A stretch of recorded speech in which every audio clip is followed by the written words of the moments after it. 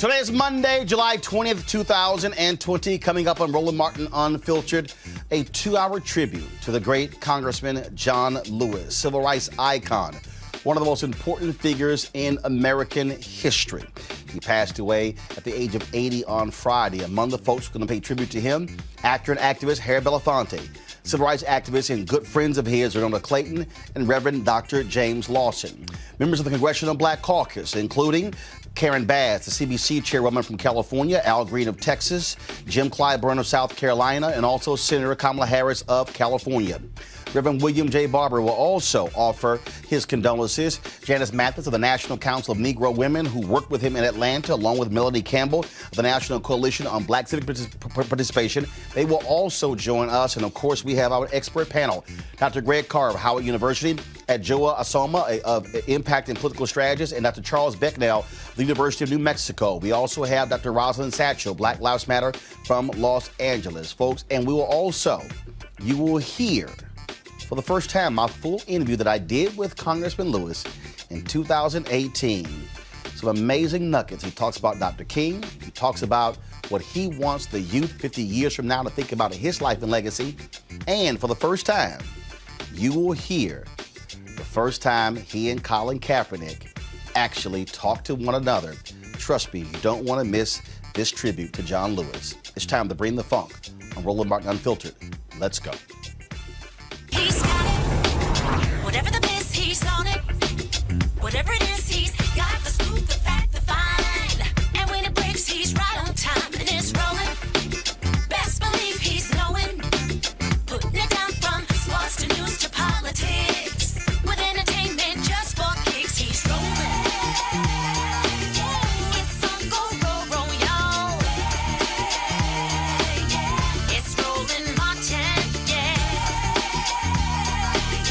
rolling with Roland now. He's funky, he's fresh, he's real, the best, you know he's Roland Martin now.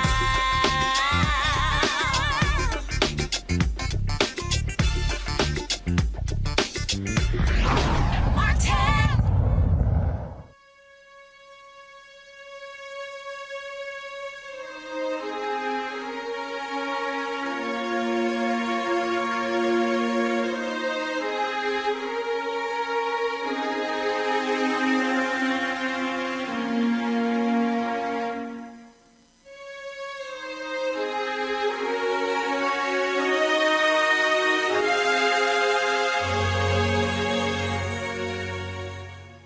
For the past 3 days, the world has mourned the loss of Congressman John Lewis, who died on late Friday night at the age of 80. So many people offering their condolences, folks who worked with him, who spent time on the campaign with him, and the civil rights movement with him. One of those folks joins us right now. He is the activist and actor Harry Belafonte. Harry, Mr. B, good to chat with you. We talked on Friday. I called you late about something else when I got word about the passing of John Lewis, and you said, I need some time to digest this.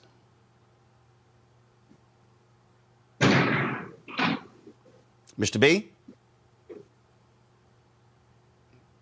Harry Belafonte? Can you hear me? Yes, I can hear you now. Go right ahead. Okay. What was the question? When we talked on Friday, I called you about something else and then gave you the word about the passing of John Lewis, and you said, I need some time to digest this.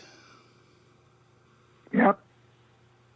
It was a severe awakening to a moment in our history when I was a part of a world that could reflect on how blessed we were to have shared some time with John Lewis. I have had the privilege of working with many a great warrior during the great struggle of the civil rights movement.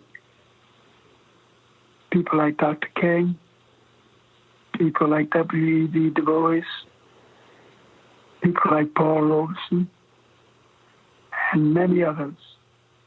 Fannie Lou Hamer, Ella Baker, and in the center of all of that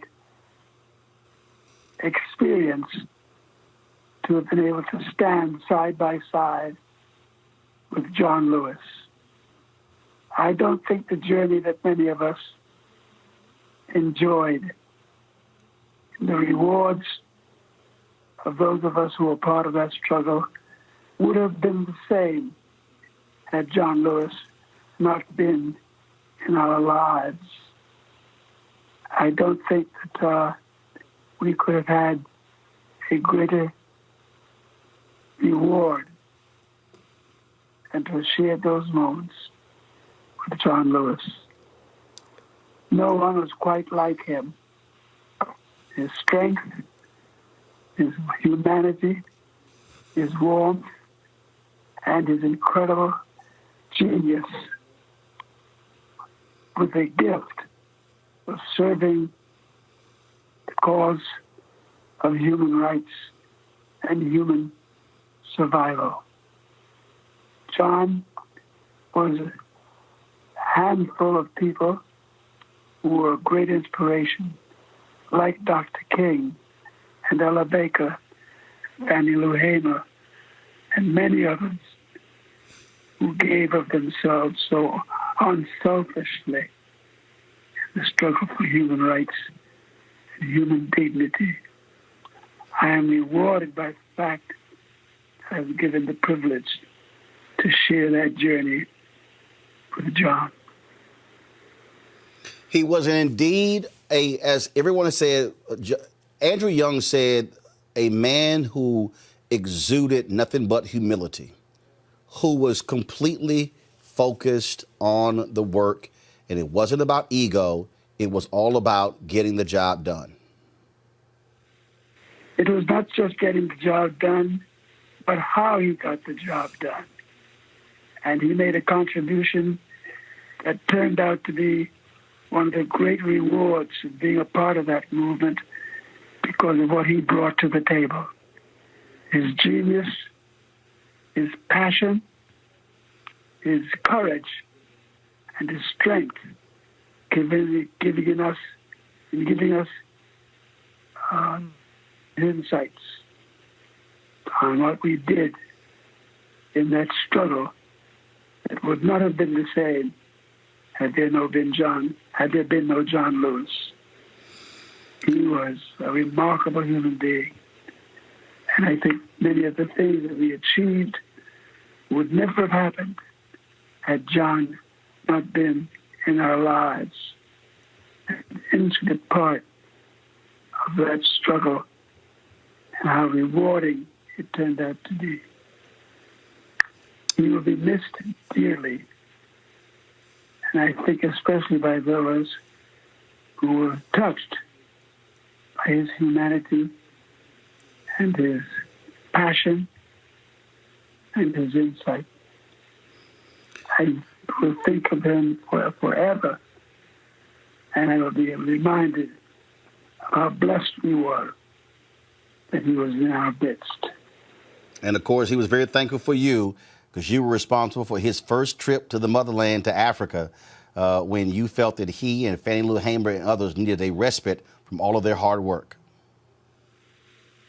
Well, when I met John, he came to the early mobilizations of the civil rights movement when young people from all over the country were being declared committed to our struggle. I think that John, not only his commitment, but the genius that he brought to the table, the wisdom that he brought, compassion that he brought, and the clarity that he gave us all an opportunity to participate in.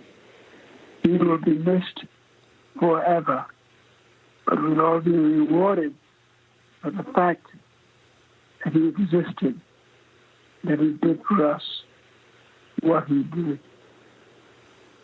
Mr. B, always a pleasure talking with you, and we certainly thank you for all that you've done for our people as well.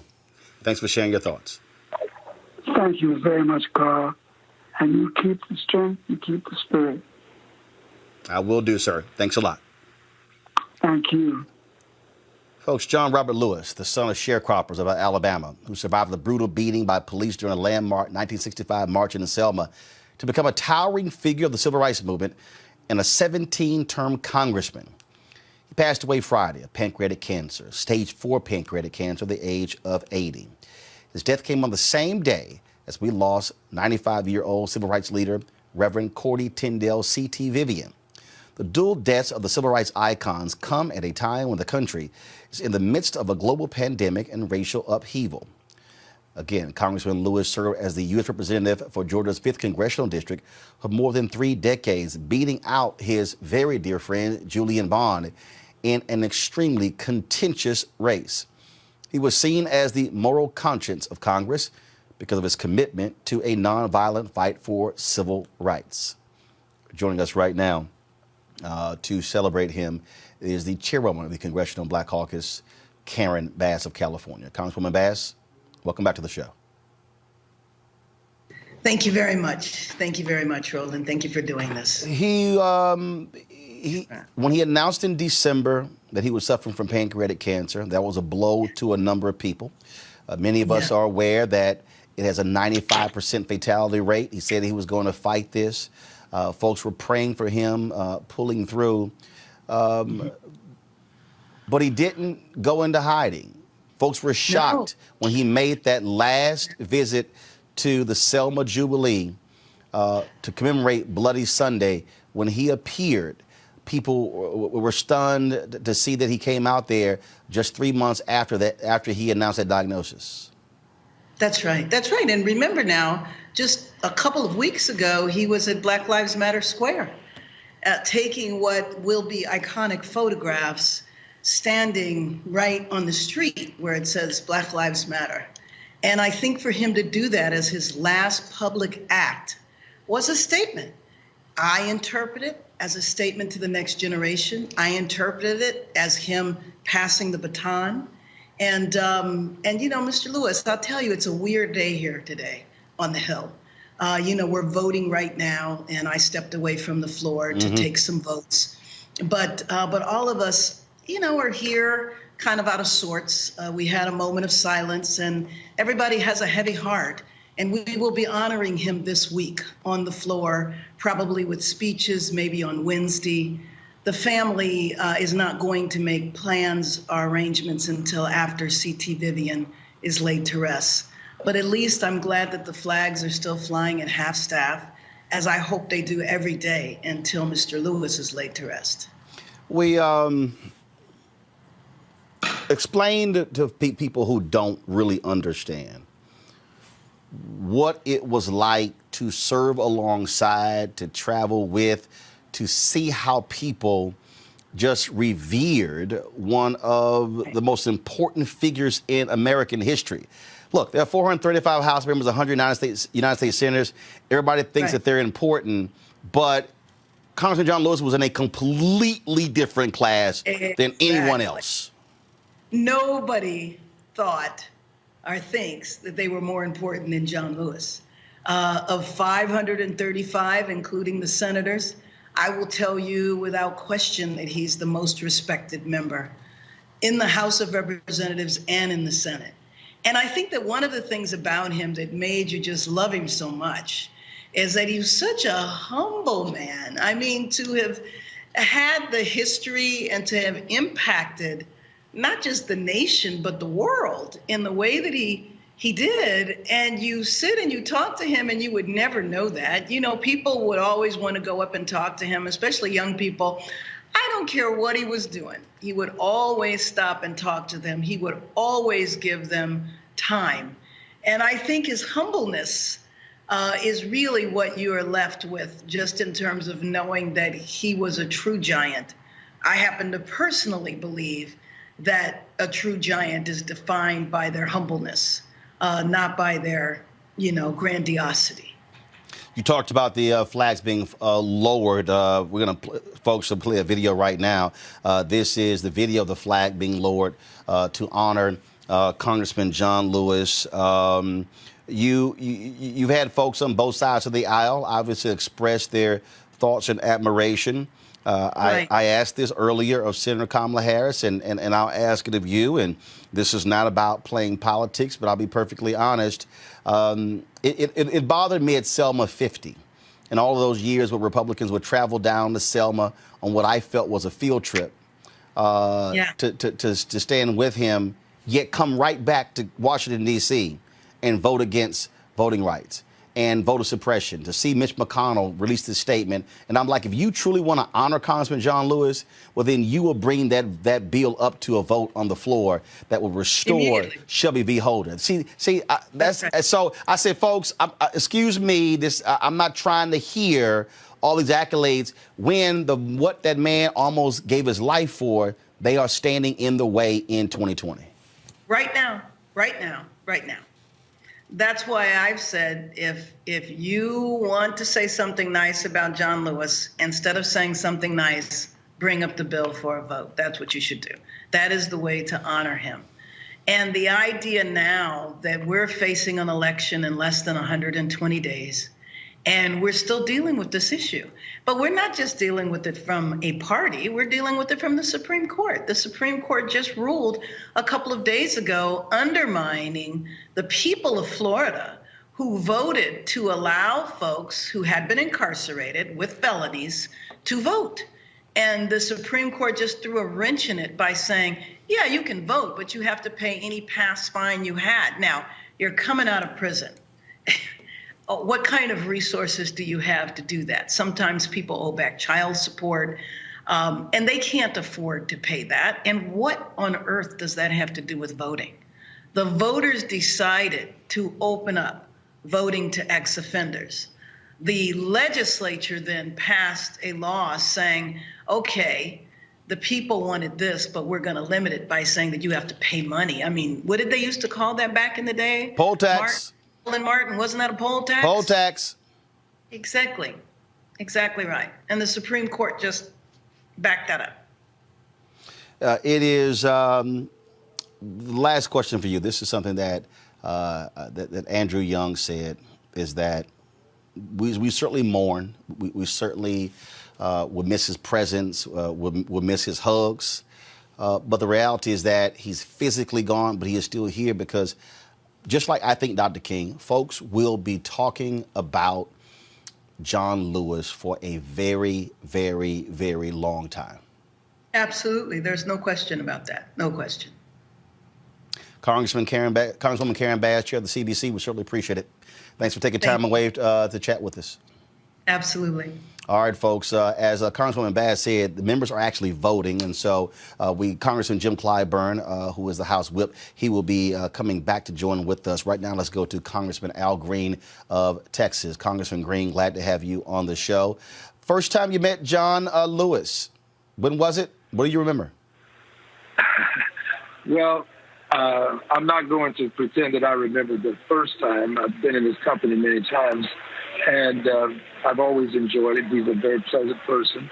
It was here in Congress, and I have admired him from afar for many years, and then to have the opportunity to serve with him was quite a benefit to me. I have seen him up close and can say to you that what you see is what he is at all of his private moments. I've never seen him when he was discombobulated to the extent that he resorted to scatology. He's always talked about nonviolent peaceful protests. He took seriously the words of Gandhi, be the change you seek. He is the sermon that he preached. He did what we would expect people to do who are approaching sainthood, did unto others that he would have them do unto him. He was there to help people. Just a gentle soul who's going to be dearly missed because he got us all into good trouble.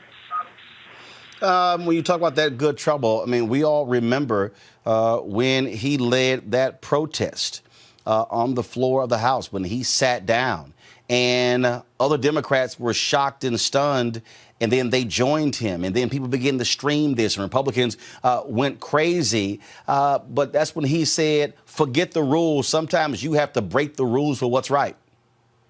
That's exactly right. As a matter of fact, a call came over our system that John Lewis was staging a sit-in on the House floor. And everybody perked up, and we rushed over. I was one of the many people to rush over and join him on the House floor. I remember when he said that he thought that it was appropriate to protest for comprehensive immigration reform. So we sat in the middle of the street, right outside the Capitol. We were arrested for obstructing traffic, I believe, and went to jail. But then I remember the time when he talked about the horrors of Sudan and how people were just being harmed. It was a genocide by some standards. And so we went over to the Sudanese embassy. I'm following his lead. I assure you, these were his lead. And I was honored to follow him. We were arrested there, Sudanese embassy. And so we spent time together in jail, in the same cell. And he would talk about peaceful protest. I remember him explaining to me about the circumstance of the Edmund Pettus Bridge and how Jimmy Lee Jackson had been murdered by the police defending a family member, and how that was a part of the spark that ignited that move to cross the Edmund Pettus Bridge. He was the history, and his record, his ability to recall these things is just phenomenal. He would talk to you about who was seated next to him when something occurred. His recall was just amazing in terms of this history that was so important to us. Congressman Al Green, we certainly appreciate it, sir. Thank you so very much. Thank you. God bless you, dear brother. Thank you, sir. Folks, today on the floor of the House, an emotional reading of a resolution in honor of Congressman John Lewis. Watch this. Madam Speaker, I offer a privileged resolution and ask for its immediate consideration. The clerk will report the resolution. House Resolution 1054, resolved that the House has heard with profound sorrow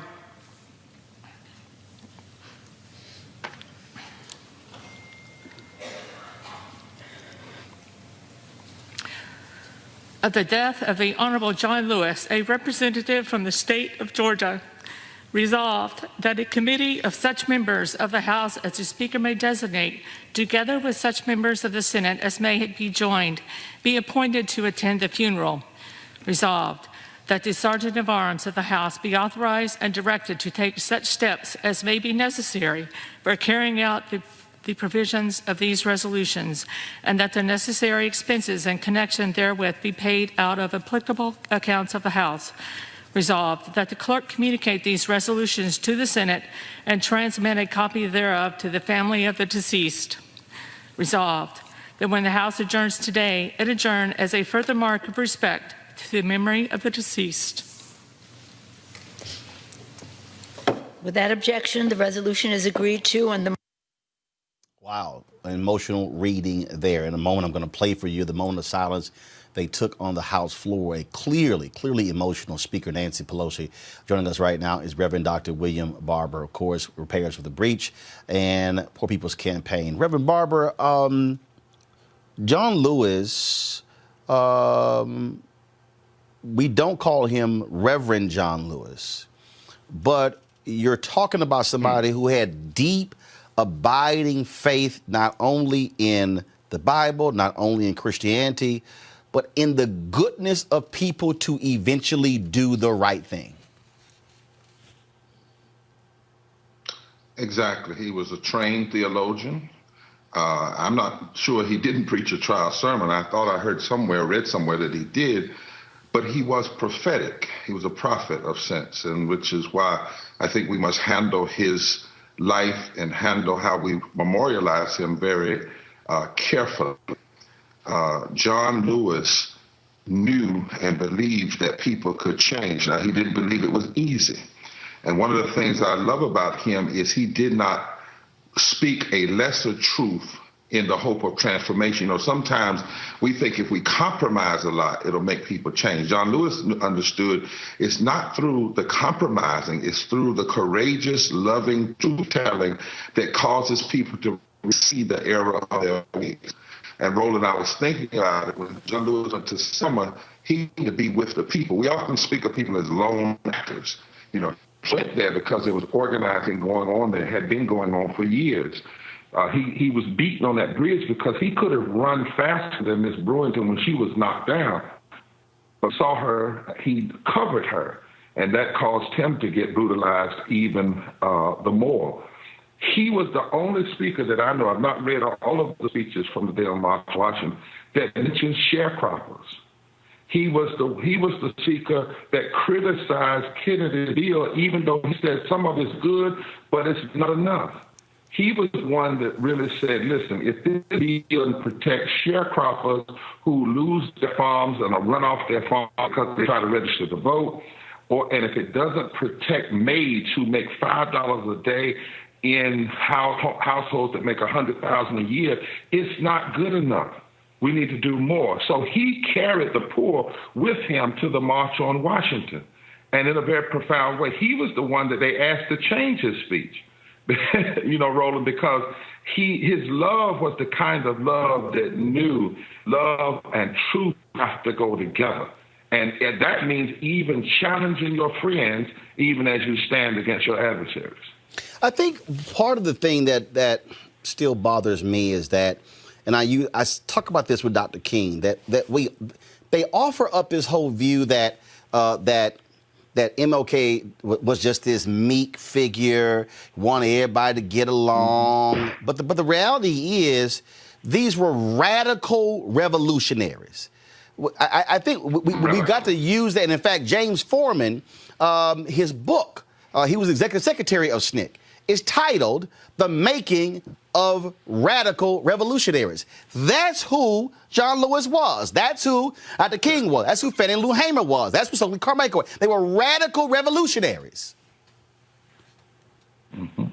And we have to remember that. We forget. We may honor them today. Well, some people may honor them because some people is false flattery and platitudes. But in their day, they got killed. People got killed for saying what they said. John Lewis said in his speech at the March that politicians were openly committed to compromise with evil and injustice. That's powerful language, Roland.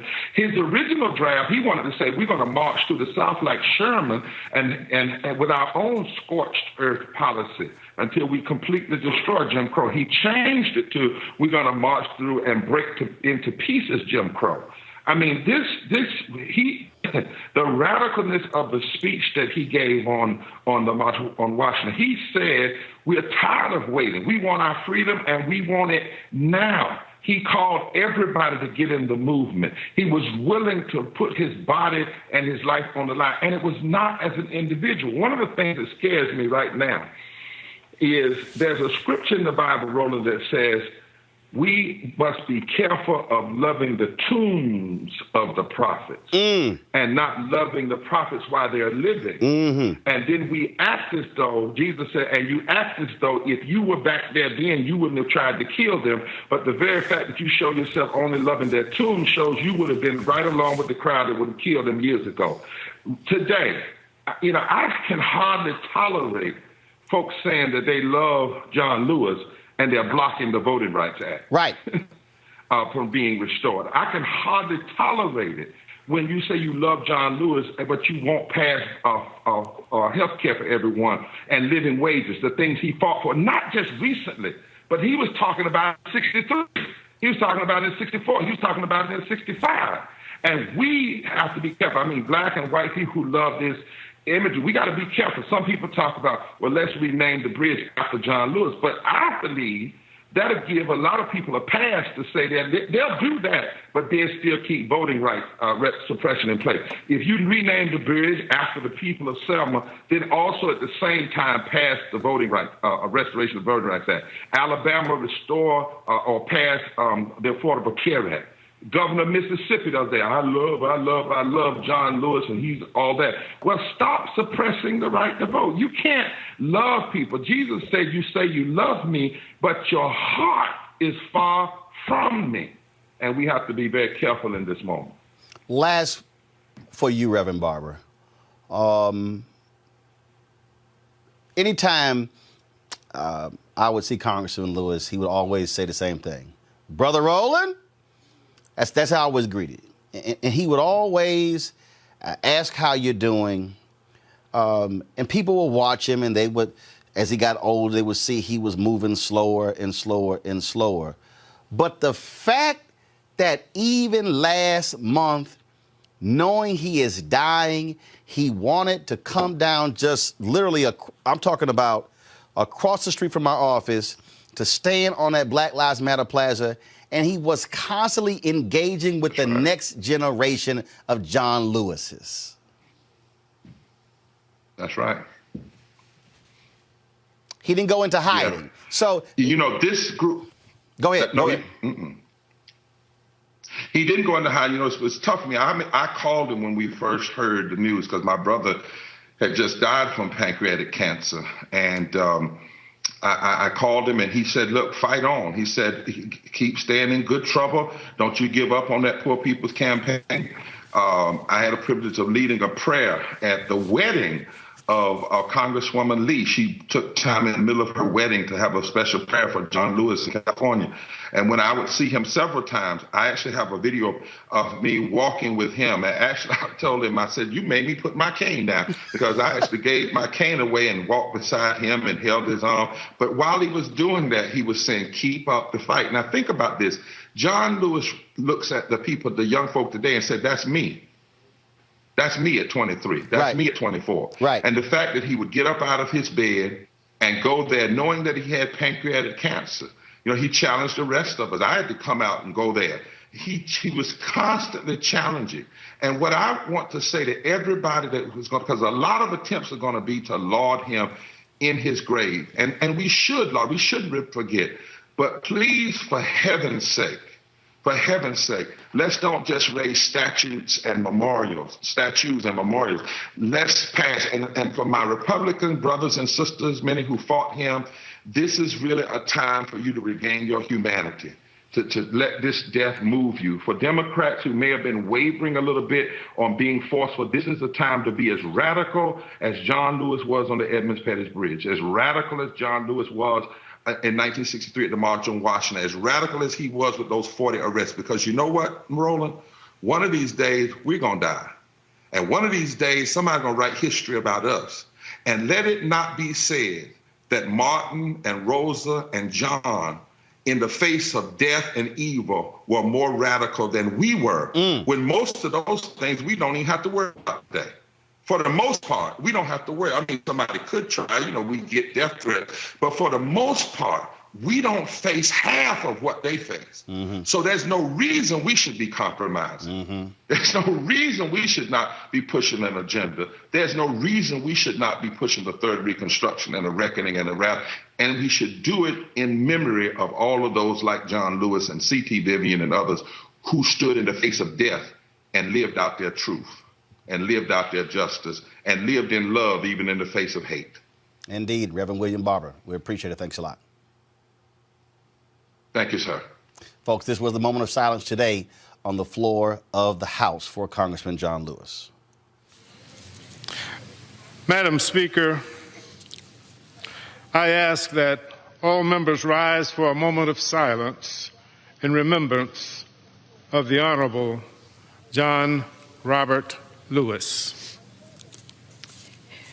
The chair asks that all those present in the chamber, as well as members and staff throughout the Capitol, and all who love John Lewis, wherever you are, rise in a moment of silence in remembrance of the conscience of the Congress, the Honorable John Lewis.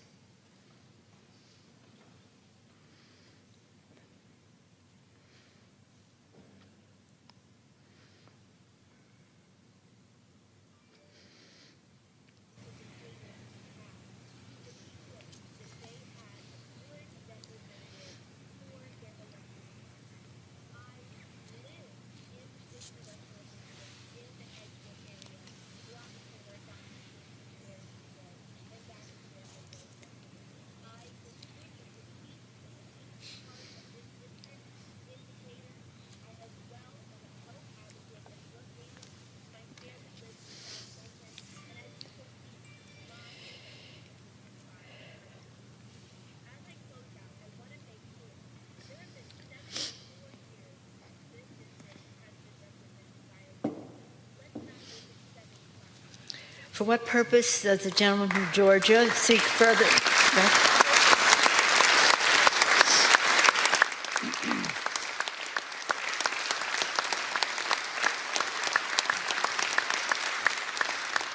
Clearly emotional and teary-eyed Speaker Nancy Pelosi, who has served a number of years in Congress alongside Congressman John Lewis. My next guest knew him from way back in the day. She worked with the SCLC along with Coretta Scott King, Reverend Dr. Martin Luther King Jr. Joining us now is Renona Clayton. Ms. Clayton, how you doing? Oh, I'm doing wonderfully well. And Roland, I have been listening to what all the people are saying about John, and I've taken time to call some families who had younger children and said, I know you're watching television, I hope you are, well, it's on all day about John and C.T. Vivian. And I said, these are not PR stories. The people you are seeing on television lived those lives. Mm-hmm. I saw them. I'm the privileged one because I saw them every day. I said that C.T. must have felt like he had a mission, and he was on a mission. He was fast-paced. He walked so fast all the time. He'd come in the office, and most people would say hello to everybody and then move on and check the messages. C.T. would walk through the door, speak to everybody in one group, and boom, down the hall he'd go to his office. Always fast-paced. You'd have to catch him and give him his messages. And we used to say, I think that this man is constantly waiting for the next moment, for the next movement, for the next, He just was fast-paced. He didn't waste his time. And I put words in his mouth. I said, he's saying, do as much as you can, as often as you can, and don't sit on your can. I don't think he added that, but I did. But he did not waste time. And so what people are seeing now on television was the real C.T. who really had a mission and went for it. Now, John Lewis and I were more personal friends. I don't know if you know that I put him and his wife together over both of their objections, but I didn't care. I wanted them together because I just thought they deserved each other. Lillian, who was my very best friend, Lillian was quite an intellect. She traveled abroad, studied abroad, read every thing there was, and quite knowledgeable about many, many subjects. John didn't quite have that same exposure of education because he was in Alabama with segregated environment and all this, but they both had a commitment. John Lewis was easy to see that he had this commitment from a young boy. He was determined, I think, to make a change in our society. He wanted to right the wrongs. I met his family, and his mother, when John asked her, why do they have these two fountains in the stores? And her answer was this, John, that's the way it is. Don't get in trouble. Don't get in trouble. Just take it as is. Don't get in trouble. And that's how he started that. Well, if it's good trouble, it's okay. But John said he's going to help change that. And after he met Martin Luther King, he was just absolutely transformed into doing the right thing, doing the good things, doing the changeable things. Because he had a spirit about him that if you changed a man's heart, you can also change his behavior. And that's the way he practiced his life. And that was the rehearsal for the biggest life he's going to live up in heaven, I think. I liked the life that John lived because he was never a pretentious person. What you saw, his expression, is what you really got. And I cried when he came home from getting the bad news from his doctor. He said, I want to go home. and he came home to Atlanta. And then I was called in to see if I wanted to see him, and I did. And we had a moment together, and he thanked me for our many, many years of friendship and love. And then, of course, when he did pass away, I felt the tears coming. And then I finally got a hold of myself that I'm the blessed one. I got a chance to see both these men who died on the same day, and now they're going to heaven together. And so you see a pretty picture. And I have not cried. I've been busy, of course, doing interviews, talking about them, and it's not a problem for me. And I'm sorry that I couldn't give you all the time you wanted, but I've been doing so many interviews that I've, made another commitment. But I love to tell the story, and I've told these young people that, God gave each of us the supreme gift, which was life. And when someone gives you something, you want to return the favor. And so I said that what we can do for God to return this wonderful favor is to live a good life. John did that. He led and lived a good life. Loved everybody. I mean, everybody. It would take John so long to get any place because he stopped to say hello, and he stopped to take pictures, and he stopped to chat with people. And it was a joy to be around him. So I wanted the youngsters to know that we're not seeing public relations on these screens. This is the man's real life. Shanola Clayton, it's always great talking with you. You always have great stories, and you said you didn't care that they didn't want to get together. You said, I'm going to make it happen. Yeah, right. I set up everything. And but guess what? They stayed together 44 years. Indeed. So it worked. I had that sixth sense that this is going to be the union that will last, and it did. So you see, anybody looking for help, call me. Well, we gonna make you the next host of the Love Connection. Yeah, right. Now, I didn't charge for that, but I'm charging now. I need money now. So. Ms. Clayton, we appreciate it. Always a good pleasure, and I hope to see you soon when I go through Atlanta. Good. All right, thank you. All right, Bye-bye. Thanks a bunch. Folks, Elijah Jacob Mears put this video out on Twitter, and it's a 20-second video. But I just think it just spoke so profoundly about John Lewis. Watch this. Be kind, be hopeful, be optimistic, never get down. It's all going to be okay. All going to be all right. We're one people. We're one family. We all live in the same house. Not just the American house, but the world house. I wish you well. Be kind, be hopeful. Melanie Campbell, National Coalition on Black Civic Participation, spent time, obviously, in Atlanta, working alongside many of these greats, including Reverend C.T. Vivian and Congressman John Lewis. Melanie, just your initial thoughts about these two amazing figures, both passing away on the same day. It took my breath away for a minute. And I just want to stop and thank you for how you lifting up Dr. Vivian and Congressman Lewis.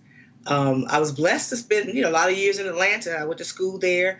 And so the civil rights leaders and political leaders, and I met them through two people, one who's also going to glory. I was Thomas W. Dortch and Reverend James Orange. And from that's how as a student, it just became my pastime was working on campaigns. I can remember and going to Selma, Alabama every year to deal with the reenactment of the Selma to Montgomery March and all the activities that we were involved in, working at the King Center and meeting Mrs. Lowry and Dr. Lowry. And so Atlanta was so rich with civil rights leaders and political leaders. It was like light posts. It was everywhere. So he thought everybody had that experience. And I was blessed to, that's why I found my passion for what I do now. Starting out with doing voter registration. But I remember working on Congressman Lewis's congressional race in 1986. And that's when I got a chance to know him.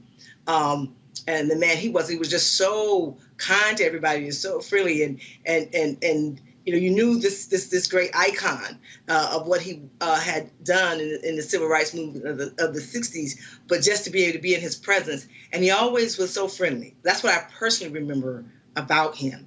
And just being able to, over the years, I moved here to Washington, D.C., and just to be able to be around him, to see him, had an opportunity to lift him up, several years ago. And Roland, if you remember with Dr. Vivian, you moderated that conversation. You hosted that Spirit Awards when we had that honored Dr. Vivian. And I don't know if you remember him at 91 years old, jumping up on the stage like it was nothing, right? Indeed. In fact, I know I'm glad you reminded me of that because we should have that audio, that video. Yeah. So I'm gonna try to find that so we can play some of that. Melanie, I want you to hold 1 second. I want you to hold 1 second, because House members are voting and they're running back and forth. So on the line right now is Congressman Jim Clyburn, who is the House Whip. Congressman Clyburn, welcome back to the show. Okay, all right. So I had here Clyburn is back. But Melanie, go right ahead. Once he comes online, we'll go to him. But go ahead. The last thing I really wanted to say was, and we were on that bridge with him in Selma in March the 1st. And to be able to see him come to Selma one more time was a privilege, and a bittersweet, moment. But just to see him, he never stopped. And then to be able to see, wasn't there, but just to see that he went to Black Lives Matter Plaza the way he did, and always, and what I learned from Congressman Lewis and Dr. Vivian and all those who touched me and poured into me was that it wasn't about you, it was about the people. Make sure, and the power of coalition and the power of just being a servant leader and doing your part in the dash. What are you going to look, when people talk about you, what are they going to say about your dash? Right. And that's what I will forever remember. That's why I'm wearing my Power to Sister Vote t-shirt in honor of him when I was thinking about what am I going to put on the vote. I had to put on the vote. And I'm with you, Roland. I saw something you posted earlier. If Mitch McConnell believes that he really wants to lift up Congressman Lewis, then go ahead and pass that bill. There's nothing else he could do other than that. And if he doesn't, we have to remember in November. And then, and if those of us who say that we want to lift up all that Congressman Lewis did and C.T. Vivian and all those before him and hers that we've lost, we got to vote like our lives depend on it, because they do. Absolutely. Melanie Campbell, we certainly appreciate it. Thank you so very much. Thank you. Thank you, Roland. All right, folks, let's go back to Capitol Hill. We're joined now by the House Whip, Jim Clyburn of South Carolina. Congressman Clyburn, welcome back to the show. Thank you very much for having me, man. How's everything going? All good, sir. It has been, I've heard from different people. They said it has been an extremely solemn day on Capitol Hill. It has been, and I suspect that it probably should be that way. John was so well loved. And, I was telling someone that as long as I've known John, we first met back in 1960, and we became fast friends. And over the years, his spouse, he met and married within the movement. Same thing with me.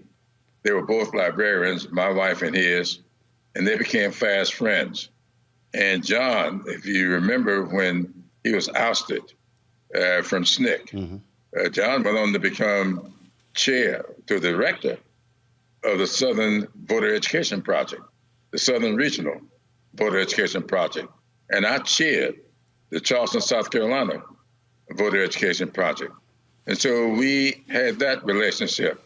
Then we came up here to serve in the Congress together for almost 27 years. We had a very close, personal relationship, and we talked often out of the earshot of both our chiefs, sometimes just the two of us sitting on the floor, sharing experiences remembering what it was like back in the 1960s, remembering what it was like when SNCC got taken away from us. And John was so afraid that Black Lives Matter could very well get co-opted by headlines as it happened to us. So when these refrain, defund the police came out, John and I both thought that this was the kind of headline that could undercut the tremendous progress that was being made with Black Lives Matter. So both of us spoke out forcefully against that. You know, I've run for all kinds of leadership positions within our caucus. I've been chair of the Congressional Black Caucus. I've been vice chair of the Democratic Caucus, chair of the Democratic Caucus, assistant Democratic leader, and now I'm whip for the second time. I never asked John to nominate me or to second my nomination. I always ran with his support, always discussed my candidacy with him, but I never wanted him to take sides in our caucus. Everybody liked John. He was our conscience. And I said to him that I thought it would jeopardize that position if he were to nominate me, especially when I'm running against somebody. Now, a few times I was elected unanimously, but I have had a contest before. I didn't want him to be registered as being for one person against another. So I never asked him to nominate me, never asked him to second the nomination, and that's why I didn't do it. John was one of a kind. We're going to miss him a whole lot, and I want us to remember him, not just with words, but with deeds. And I'm calling upon the House and the Senate to reauthorize the Voting Rights Act of 1965. It's been gutted. The Shelby versus Holder case, decided 7 years ago, took away the efficacy of the Voting Rights Act of 1965. We got that Voting Rights Act in 1965 because of John Lewis and many others on that Edmund Pettus Bridge. John was beaten to within an inch of his life, and we got the Voting Rights Act out of that. Now, after the Supreme Court had gutted it, they told us in the decision what we needed to do in order for the court to consider it to be constitutional. We have done that. We have passed the law based upon the Supreme Court decision, and it was a bipartisan bill. John Lewis leading it in the House, and Jim Sensenbrenner, a Republican, leading it on the Republican side. And we've sent that bill over to the Senate. It's time for the senators to pass that bill, and I would hope that they would entertain an amendment to name it the John R. Lewis Voting Rights Act of 2020. I want to talk about, you talk about how folks felt about Congressman Lewis. And it was difficult when people had to push or prod him or oppose him. You might remember when President Barack Obama had made some nominations to the federal bench. And the Georgia delegation, they simply felt they could not stand by and watch one of those judges be on the federal bench for life who supported voter ID. And I'll never forget, Congressman David Scott, Congressman Hank Johnson, and others pushed Congressman Lewis to come out against it. And he was pained to do that because President Barack Obama had called Reverend Dr. Had called, first of all, had called Congressman John Lewis, had also had called, why is the name escaping me, y'all? Passed away in March. Had called Reverend. And say Joe Lowry. Joe Lowry. My goodness. I'm like, like the brain just froze. Man. I knew the man. Baby, and Lowry's the one who told me the story. And so, and he called them, and they said, well, you know, we won't speak out against it. But these members said point blank, sorry, no, John, you can't be quiet. You got to speak out And he was not happy. He was not happy having to give a news conference, and they were paying to do it, but they just simply said, like, we love you and respect you. And then one of the members said after the news conference, let's just say he had a few choice words for them, making him do that. But that was sort of, people did not, want to have to, grapple with him, but they said, in this case, no, we got to do this. That's quite true. John really had so much admiration and respect for President Obama. And since Obama made that nomination, he did not want to come out against it. I talked to him about that, but the Georgia delegation felt there needed to be united on that. That is the blacks in the delegation. And so he did agree to it. I remember it very well. And it was tough for him. But that's the way John was. He had internalized nonviolence. A lot of us had adopted it. I'm one of those people who thought it was a good tactic. I never saw nonviolence as a way of life. John did. And that's what set him apart from the rest of us. He was a genuine, nonviolent person who was against a war of any kind. And so John was really one of a kind. Do you have to ask you about this moment? It'll be my last question here. That moment when he went to the floor to lead this sit-in, a lot of Democrats who were scared because people were like, hey, we got rules. I'm going to play this video, then about 50 seconds, and we'll come right back. Very good. Now is the time for us to find a way to dramatize it, to make it real. We have to occupy the floor of the House until there's action. Rise up, Democrats. Rise up, Americans. This cannot stand. We will occupy this floor. We will no longer be denied a right to vote. I yield to our majority whip and leader. We sit down. Gentleman's time has expired. Pursuant to clause 12(a) of Rule 1, Chair declares the House in recess till hour. My friend, my brother, for yielding. Congressman Clyburn, there were a lot of Democrats. You saw some of the looks on their faces like, did he just sit down on the floor? Yeah. Well, John Lawson, I give John Lawson a lot of credit for that. John and a few others thought that there was one way we ought to dramatize, as John Lewis would say, exactly what was going on, denying us the right to vote on gun legislation. You know what was happening in these schools. It was just horrible. And all we were asking is to bring the bill to the floor, and the speaker would not bring it to the floor. And so we decided to sit down on the floor, and we stayed there. That night, I think, really ushered in a new attitude on the part of us Democrats. I think it's what laid the foundation for us going out and winning the majority, because it unified everybody.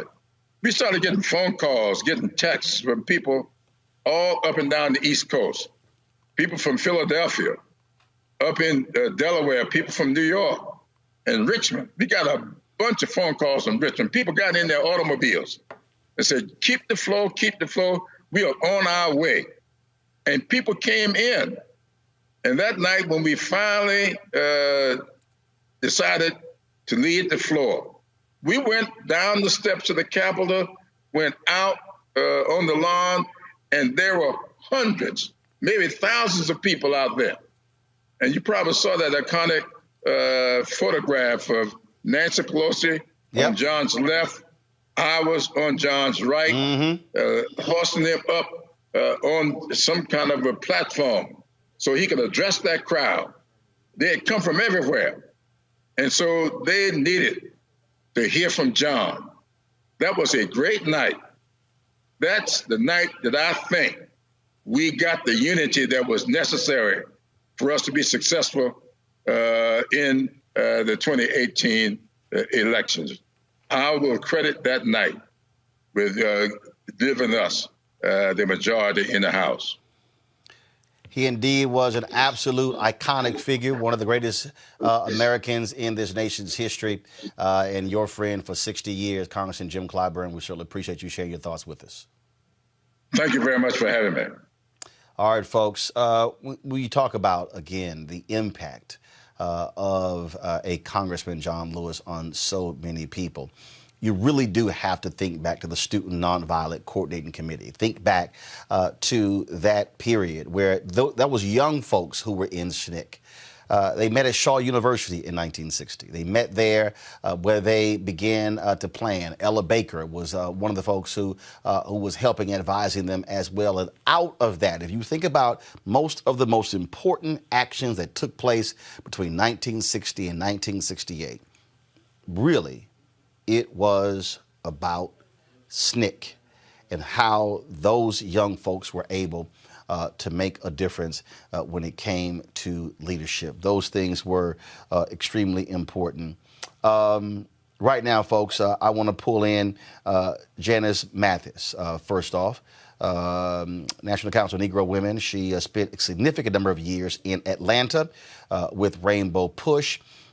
Janice, you came across on many occasions Reverend C.T. Vivian as well as Congressman John Lewis.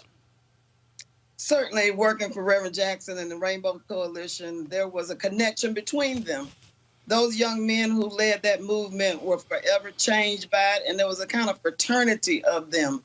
They would gather in Tennessee, in Memphis, on April the 4th. They would gather on Black History Month, various occasions, and you could just tell that they were united by a common purpose and a common cause. So I was fortunate to know both those gentlemen and to admire and respect them both, and really to appreciate what they were willing to do for a young sister who had it in her heart to try to make a difference. And on that particular point, although you had a civil rights movement that was very patriarchal, those two individuals understood the vital importance of Black women. I've seen numerous sisters talk about who were born after the civil rights movement, who talked about the mentoring and the counseling and the words of wisdom that they received from both Reverend C.T. Vivian as well as John Lewis. And, it wasn't so much what they said, because, John didn't say a whole lot, but it was the way they conducted themselves. I remember that we were planning this march to reauthorize the Voting Rights Act. That was back in 2006 in Atlanta, keep the vote alive. And I was nervous and scared. And one by one, John said early on, I'll be there. Count on me. What do you need me to do? It was that kind of support. And then even as a young person, I think Congressman Lewis will always stand for the proposition that young people ought to be involved. After all, he was the youngest speaker on that platform in 1963 at the March on Washington. And it wasn't a coincidence, because beneath the steps of the Lincoln Memorial, they gathered before they spoke, and there was some disagreement about who would speak and how long. And Dorothy Height, who was the president of the National Council of Negro Women at that time, urged the fellas to let John Lewis speak. And he tells that story, and she did too, that she gave up her spot on the podium so that he, a young, very young person, could have a word and some words to say. So it's all about that mutuality. And I heard Melanie say, number one, 2 lessons. You can't be scared, and you got to know that it's not about you. It's about the people. I thought about, at first I felt sad and mad because John Lewis fought for voting rights for 55 years. And here we are mourning him and celebrating him and making tributes to him. And it's not as bad as it was in 1965, but we are still fighting over the right to vote. But then I console myself by saying, people don't try to steal something that is not valuable. So the fact that we're still fighting for the right, unfettered right to vote tells me that it must be something that is very valuable. Janice Mathis, we certainly appreciate it. Thanks a lot. Thank you for having me, Roland. Thank you for what you do. I don't know what we would do if you weren't doing this. I appreciate it. Thank you very much. Folks, joining us right now is LaTosha Brown. She's the co-founder of Black Voters Matter. I also want to bring in my panel. Dr. Greg Carr is the chair of the Department of Afro-American Studies, Howard University. And I'll also bring up my other two panelists in just a moment. LaTosha, the connection between then and now, the connection between young and old. We always hear folks talk about the passing of the baton, and a lot of young folks say, I wish the previous generation would just get out of the way and just let us do what we do. John Lewis had no issue with the next generation stepping up, but he also made it clear that he was still in the fight, that both things can happen at one time. That's right. We shall not be moved. We shall not be moved, just like a tree that's planted by the waters. We shall not be moved. You know, I wanted to start in that spirit because I do think more than anything, what I gathered from him, and answering your question, Roland, is, and I say this often around how deeply spiritual he was, that he did not run away from being an Alabama Southern country boy. He wore it. He wore it as a badge of honor, you know, and I think that what's really interesting, even as I was listening to Representative Clyburn, you know, what was interesting about John Lewis is that he wasn't beyond transforming and even admitting when he was wrong. You know, I remember early on when some may not know, early on in the Obama campaign, he was actually supporting Hillary Clinton. I mean, part of it is he had a long-standing relationship with them. They were friends of his. He had worked with them and had worked with Bill Clinton over the years. But in that process, he saw the moment that our community was in, the moment of where it was this moment to put this African-American male in office. And he sees that moment. And even though, just like they were talking about the other decisions, you know, oftentimes I know there are elected officials that are so stuck in their way of being that they can't transform. They can't transform or see beyond themselves. One of the things I think was actually really powerful and phenomenal about him, particularly as you're talking about young people, is that he was always able to actually see the value in young folk, even if it challenged some of what he believed at the time. You know, I think a case in point, as we heard Representative Clyburn say that early on, there was some concerns around how the messaging, how that would land publicly. But one of the last things that he did publicly is he went out to the Black Lives Matter Plaza and stood out there. If that ain't a message of solidarity, if that ain't a message of affirming young folks that I'm with you, I'm standing in solidarity with you, I support you. There are other Black officials that won't do that right now, that are here and won't do that right now. And so I'm saying that because I think there's something really profound about his belief in the power of redemption, the power of transformation. He did believe that everybody, he believed that everybody was worthy of redemption. Roland, I don't even know where I am on that, right? A part of me says I want to believe that, but a part of me like, I don't know, right? And but ultimately, in terms of the value of redemption, he fundamentally believed in that. And so I think, you know, often year after year in Selma, when I was living in Selma, we would bring him, he would come year after year to Selma for the Selma to Montgomery March. And oftentimes he would actually speak to young folks. And there were a couple of things, if I would think about, when I think about him, one was how humble his spirit. He always had this very assertive, because you can be assertive and confident and still have a level of humility, right? And so he had this humble spirit around humility. The second thing is, which I just think is profound around his belief in love. He really fundamentally believed in love. And he believed in this principle of love in a different kind of way, not just like love to make you feel good. He believed that love could actually transform, could be transformational, right? And so, and it's such a pillar of what I believe myself. And the third thing is that he was a statesman. You know, we don't have that many of them right now, right? And so even, well, particularly in the White House, when we look at the upper levels, they're not statesmen at all. This was a statesman that literally we see his transformation from a Southern boy who he was saying in the cotton fields of Alabama to transform himself to become a young activist, to literally transform himself to become an organizer around getting people registered to vote, and then become a congressman, right? Who wound up being a leader of not just his district, but of the world. In that, there's something that you said, Roland, the other day that I thought was really powerful. It was something that I often say that we give a lot of credence to the founders of America, right? When, in fact, when I think about John Lewis, he was one of the original founders in this country of democracy.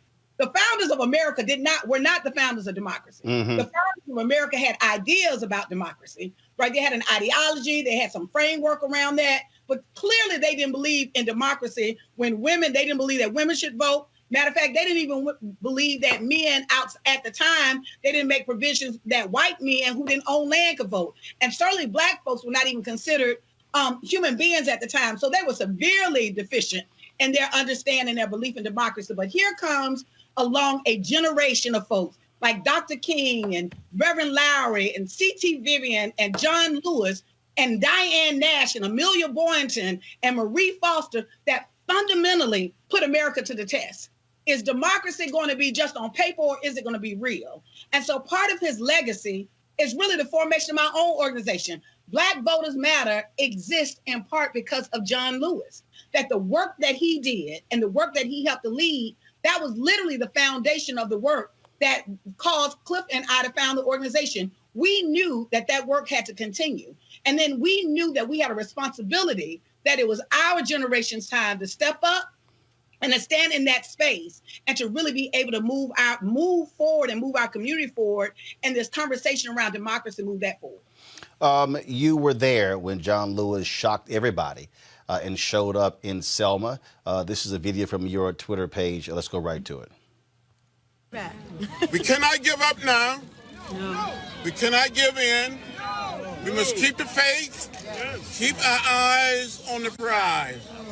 We must go out and vote like we never, ever voted before. Yeah. Some people gave more than a little blood. Some gave their very lives. Yes. So I say to each and every one of you, especially you young people, the fraternities and sororities, yes. You look good. You look colorful.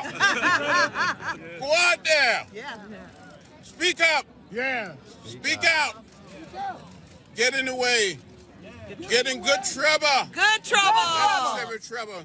And help redeem the soul of America. Yeah. Thank each and every one of you. I'm not going to give up. No. I'm not going to give in. No. I'm going to continue to fight. We need your prayers now more than ever before. Let's do it. Yeah. We can do it.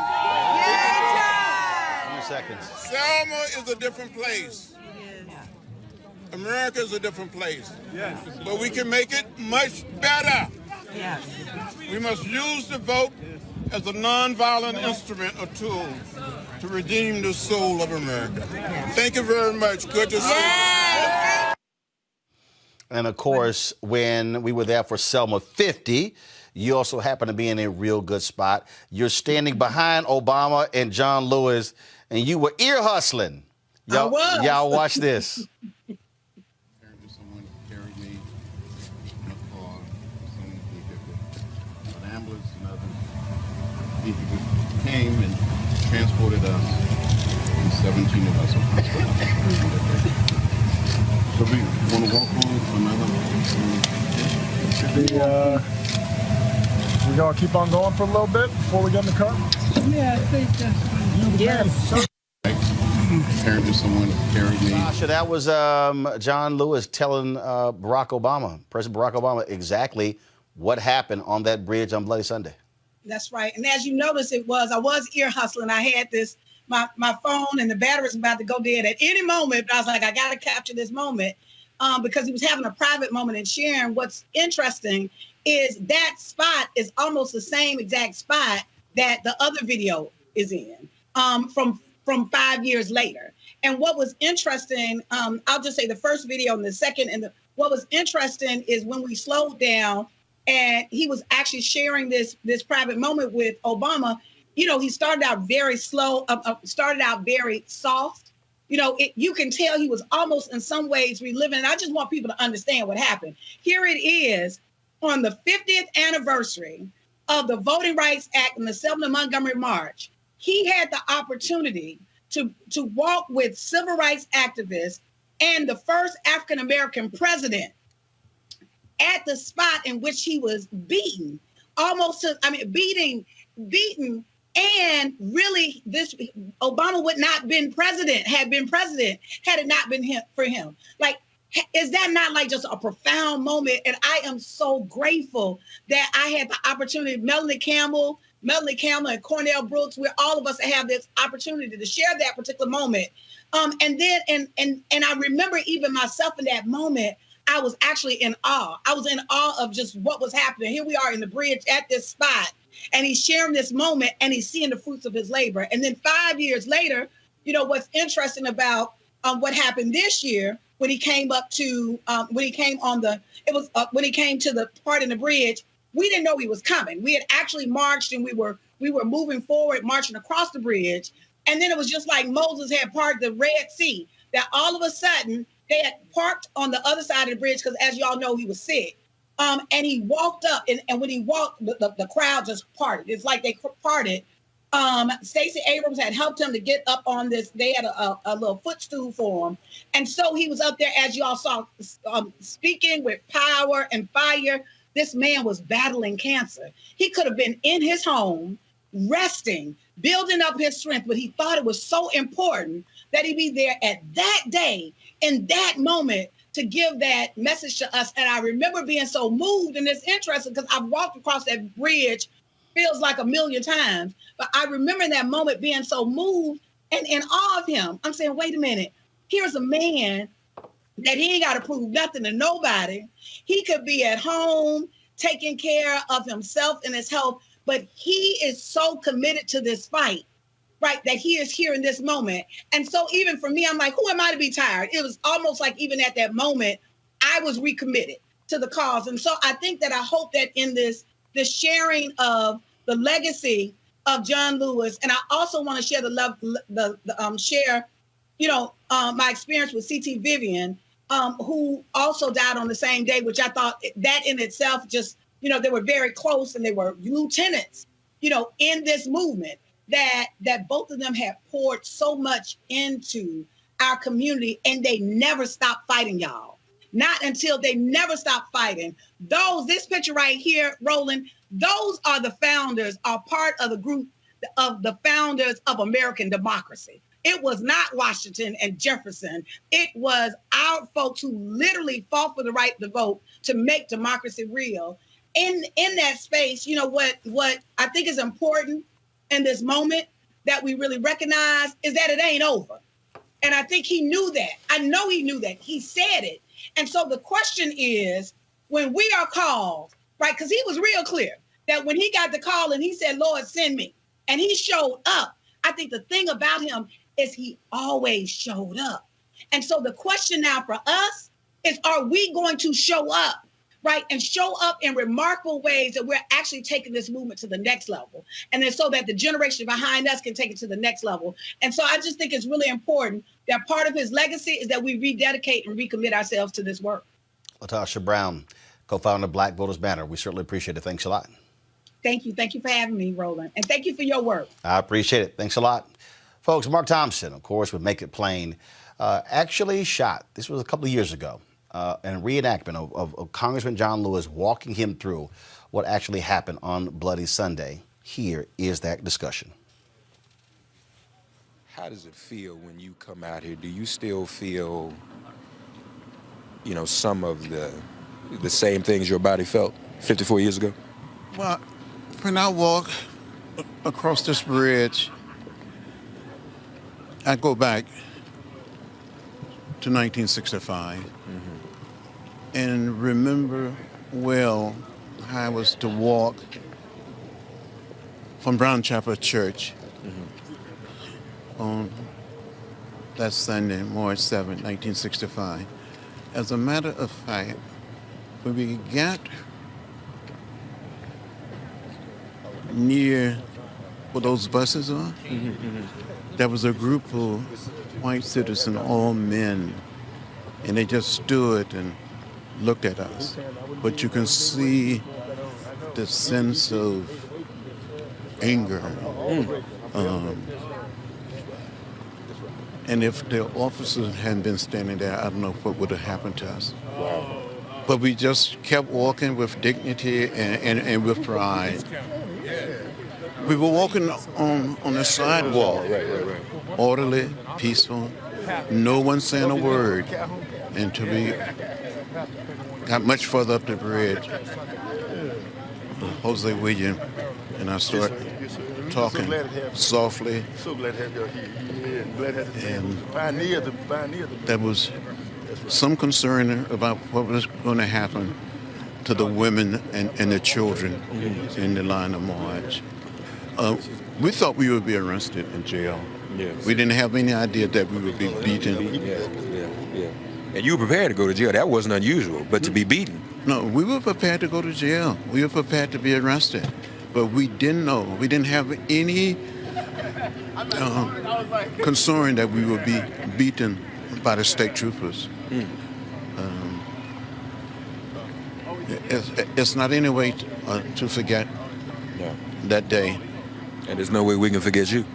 Well, thank you for everything. Well, I just tried to help out, and that's what I'm still trying to do, to help out. And that's the beauty, because you're humble that way. But if it hadn't been for you, all these women of Congress, all these people of color that we're seeing in Congress, that's because of what happened here.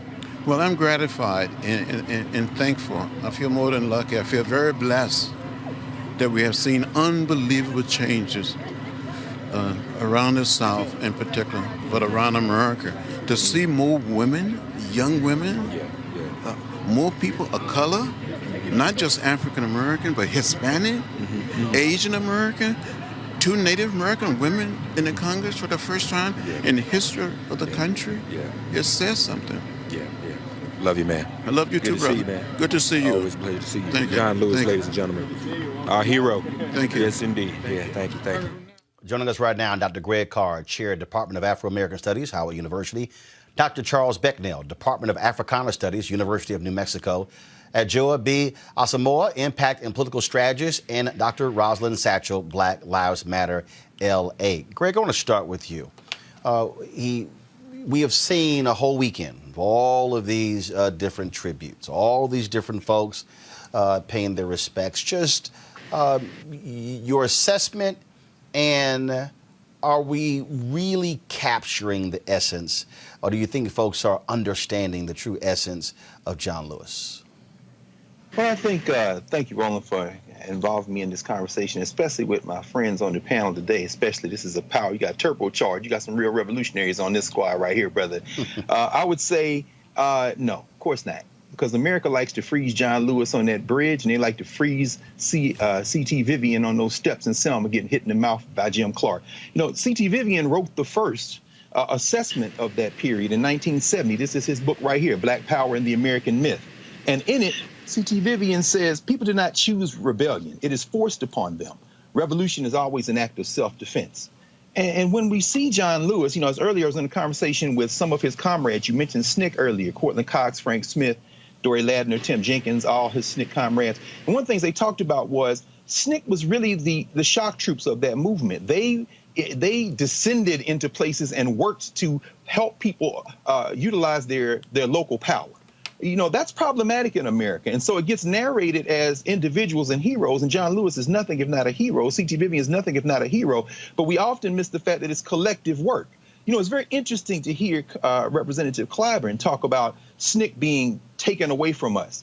Well, really what he's referring to is a moment when SNCC moved past the idea of direct action and voter registration to the idea that perhaps the government was not going to fulfill the vision that they had, which is empowering everyone in the community. And I'll wrap up because I really want to hear from the other panelists. But when I think of John Lewis, I think about the collective. The collective wrote that speech that he gave at the March on Washington. The collective had to radically edit when A. Philip Randolph came and said, please, you all do something different. It was the collective that did that. And so when we see them come across that Edmund Pettus Bridge, remember, C.T. Vivian says, I was at home that day. Hosea Williams said, go across that bridge. And John Lewis was the only member of SNCC there because SNCC had actually voted voted not to participate. But once he did that with his unquestioned courage, then everybody had to come together. John Lewis did have that ability. And I think there are many other things we could talk about. But I think we have to think about the fact that this forum allows us to celebrate these new ancestors who made transition on the same day at the same time that we can reflect on what their lives mean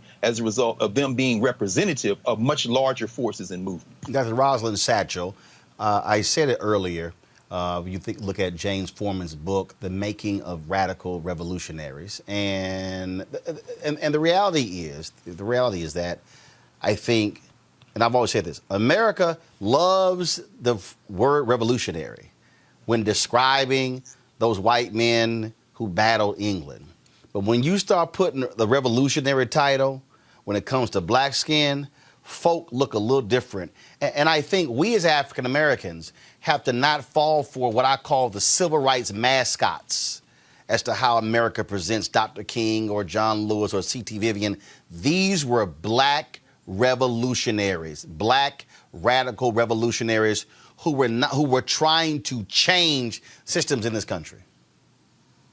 And this is the most important part, Roland. It's hilarious to hear the outright hypocrisy coming from not only the White House, but the Republican members of Congress that opposed everything that John Lewis did. It is amazing that this revisionist history that they are trying to sell the public does not account for the fact that John Lewis and C.T. Vivian were called disruptors. They were called interlopers. They were called carpetbaggers. Public opinion was against them. They were criticized not only by the powers that be, but also by their own community. So Black Lives Matter is at a place now where we recognize our place in the continuum of radical revolutionary democracy in this country. We are a part of the legacy of John Lewis, whether Representative Clyburn sees it or not. We are indeed a part of the legacy of C.T. Vivian, who hired me in 2003 to be the executive director at the National Center for Human Rights Education. This man in his 70s was still doing the work and was still open to learning with and from young people. I pray Representative Clyburn does too, because when we say defund the police and reimagine public safety, we are in fact saying the same thing that so many of our ancestors said before us, and that is simply that freedom is not free, and we are willing to pay the cost. Sure, defund the police might very well upset the police unions around the country. We don't care. We don't represent them. We are here to represent the people in our communities, the people who John Lewis represented as being a young man of rural upbringing in southern United States. Please, I'm from the South. I'm real clear that nonviolence was a strategy, y'all. It was a strategy. Sure, many of our elders in their older years, in their latter years, they took it on as a part of who they were, and we acknowledge that, we admire that, but we also look at their lives as young people when they were young, just like we are. And, you know, I ain't exactly the youngest chicken in the bunch, but I am young enough to recognize that we have still more to learn. We don't need to kowtow to the powers that be.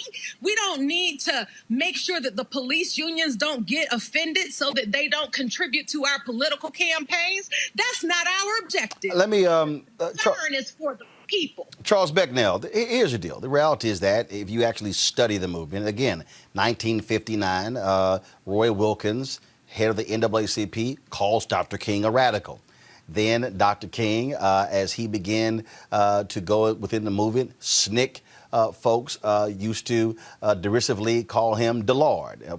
When folks get to see my interview with John Lewis a little bit later, he actually talks about that. So the reality is we've always had the dynamic, and not just when it comes to black folks. You always have had a dynamic of young pushing and prodding and being and not just walking up to the line, but crossing the line. And then you have others who are saying, no, pull back. And so that's why initially when Congressman Clyburn made his comments about defund the police, I took it for exactly what it was. An older politician looking at things from a political position, whereas external groups, their job was to know, push as hard and as far as they can, which is exactly what SNCC did to SCLC, which is why Ella Baker did not want SNCC to be a wing of the SCLC. She wanted it to be a separate institution.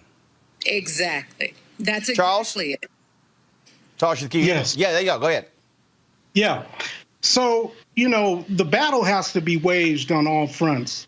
And we, as people who have a history of being oppressed, have always been forced to engage in a zero-sum game, one strategy over the other strategy. And when I think about the life of John Lewis, he represented to me what it means to be young, what it means to be radical, what it means to be militant. He was somebody I could connect with. He was somebody that was willing to push the envelope. And, his power didn't come from only his experience, but his power came from his religious upbringing.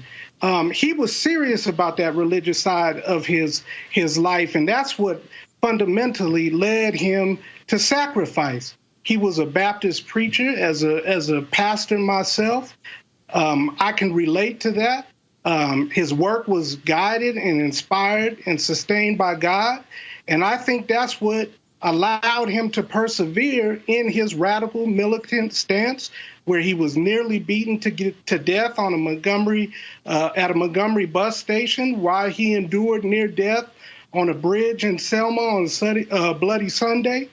And so when we think about John Lewis, we cannot disconnect him from the radical black past of David Walker. We cannot disconnect him from the radical black past of Nat Turner. He's among those ancestors that spoke truth to power and was willing to put his body and his life on the line.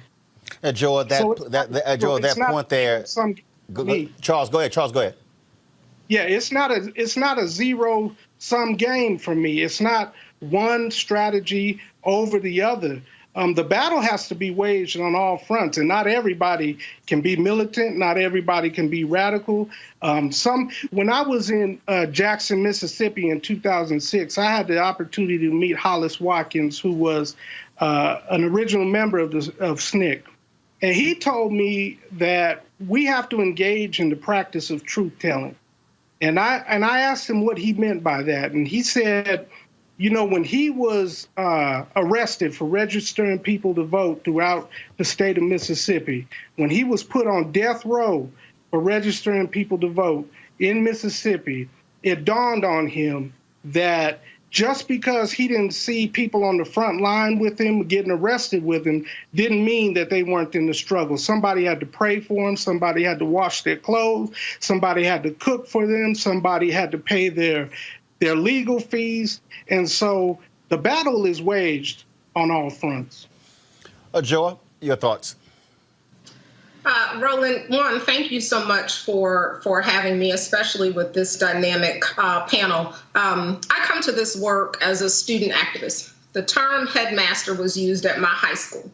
And as the daughter born to a man who was born under colonization in what would eventually become the Republic of Ghana, who subsequently taught political science and Africana studies, including focusing on the work of our now dear ancestor, John Lewis, that, of course, didn't work for me. And so terminating that title was essentially my first campaign. I have tried intentionally to channel the good, troubled spirit of John Lewis, but it is certainly not enough. I've worked directly with elected officials to introduce and pass bills like the Crown Act, for example, which Congressman Lewis supported. But I have never packed a toothbrush and an apple and left my home knowing that the likelihood was that I was going to jail. Certainly not 40 times. I've never left my home thinking I would be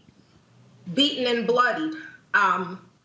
So there's a lesson, I think, in his work, not just in strategy, but in the resilience for all of us to learn about his life, which is a true testament to the power of nonviolent revolution to alter the course of history.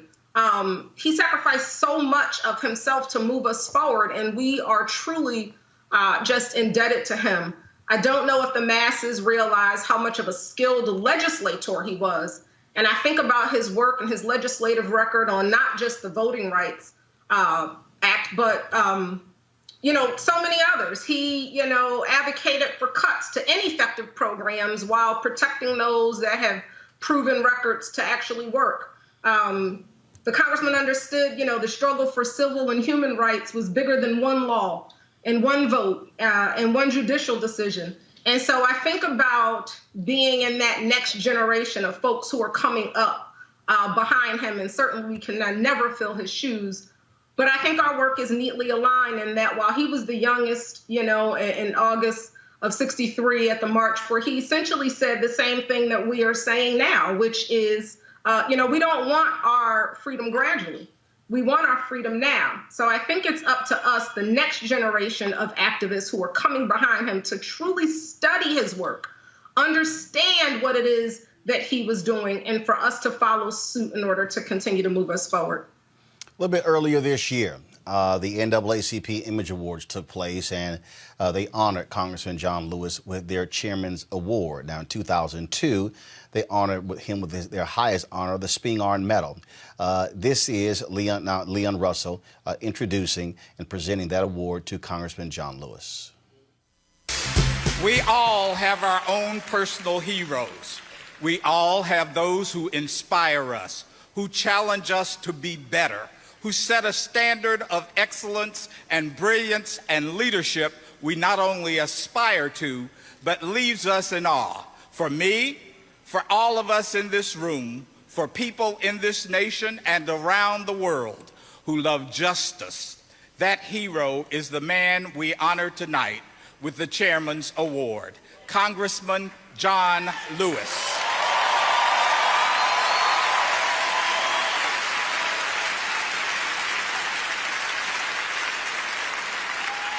Let's take a look at the life of a living legend.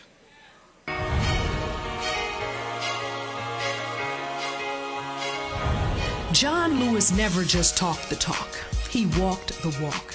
In Nashville, Tennessee, Rock Hill, South Carolina, Anniston, Alabama, he rode buses in Mississippi and marched in small towns across the Jim Crow South that were a living hell for our people.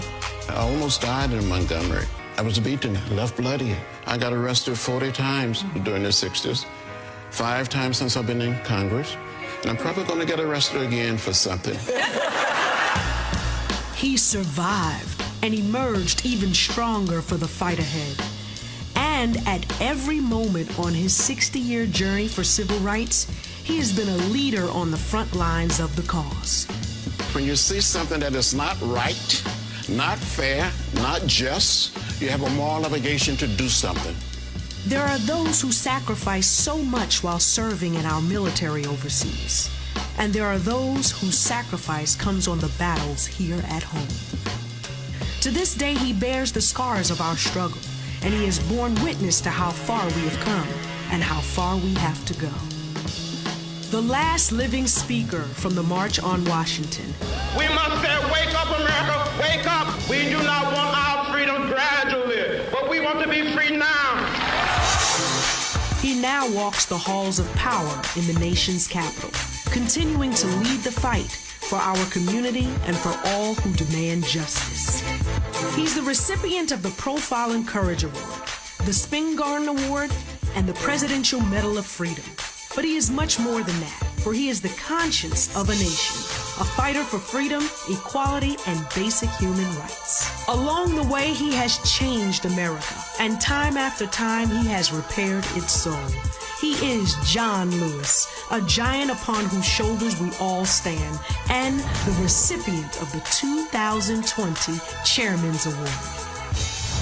It's an honor for me to be here in Washington, D.C. with a true civil rights and legislative icon. And now it's my honor to present the NAACP Chairman's Award to Congressman John Lewis. Thank you very much for this great honor. I'm more than honored to be receiving this award. When I was growing up in rural Alabama during the 40s and the 50s, I tasted the bitter fruits of segregation and racial discrimination. I didn't like it. I saw those signs that said white men, colored men, white women, colored women. And I asked my mother and my father, my parents, my grandparents, why? They would say, boy, don't get in the way, don't get in trouble. But the NAACP inspired me to get in what I call good trouble, necessary trouble, to try to change America. The NAACP has been like a bridge over troubled waters. And we're gonna have some more troubled waters. And we need the NAACP now more than ever before. Again, I said thank you.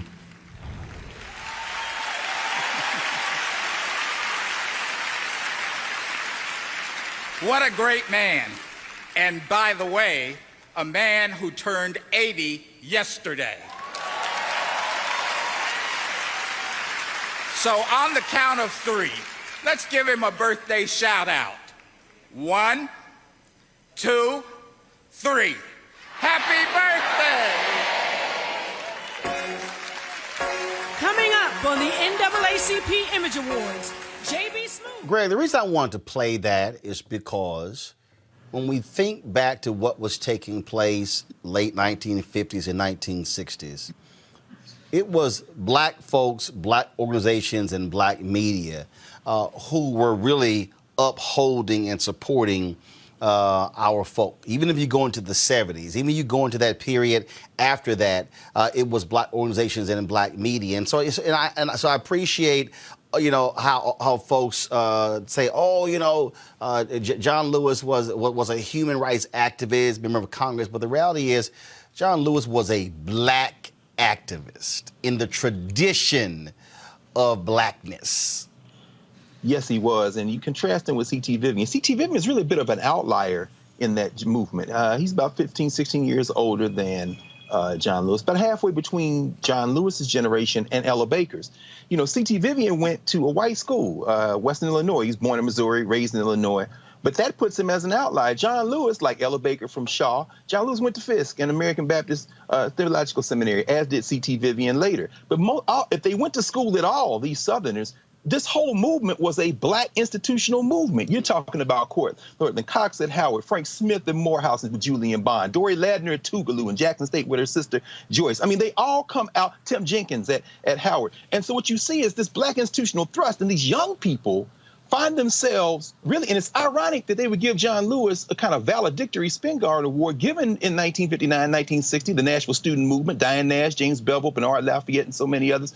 Roy Wilkins and them are wary. They're looking very warily at them. It was really Medgar Evers and local leaders. In fact, Dory and Joyce Ladner have dinner with Medgar Evers the night he is assassinated. But at that time, in some ways, you see Medgar Evers beefing with Roy Wilkins because Roy Wilkins is like, you got to get some control on these young people. And Dr. King with Wyatt T. Walker, and then recruits C.T. Vivian to come and help organize SCLC. But at the same time, Vivian has a bit of a solidarity with these young people that Ella Baker stops, as you said, them from trying to get them to be the youth wing of SCLC. There are all these tensions at play. And so ultimately, I would say this. In the wake of 1965, what you then see is the United States begins to try to pick out of that movement those elements they can recruit into more status quo. The electoral politics, the thrust out of 1965, the voting thrust, begins to go toward the kind of institutional access that we see today.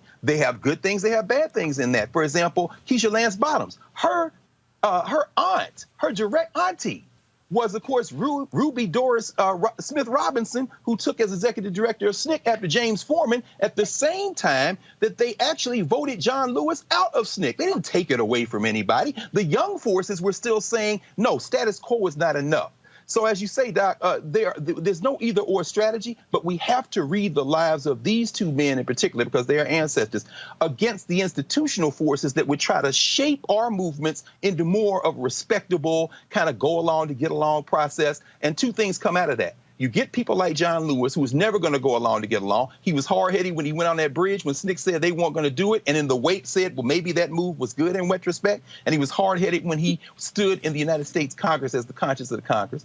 The final thing is, the other thing is, as that movement to be inside, as Audrey was talking about, and push goes on, we have to have, as Dr. Satchel said, that outside movement, because we understand you can never predict where history is going to go. When Lewis and President Obama and them are walking across the bridge, one of the sisters in that wheelchair, by then over 100 years old, Amelia Boynton Robinson, it was her son, who was a Howard University law student, who got arrested in Richmond, Virginia at the Greyhound, and they took the case to the Supreme Court, Boynton versus Virginia, argued by Thurgood Marshall. And who could predict that case that Marshall argued would be one which triggered the freedom rides that C.T. Vivian and John Lewis and others went on, which sent John Lewis to Parchment Penitentiary, where they had classes in Parchment like Mandela and them had at Robben Island, which would then open the floodgates to create the electoral politics that would create a Terry Sewell and so many others in the South, Akeisha Lance Bottoms. You can't predict history, brother. All black folk can do is keep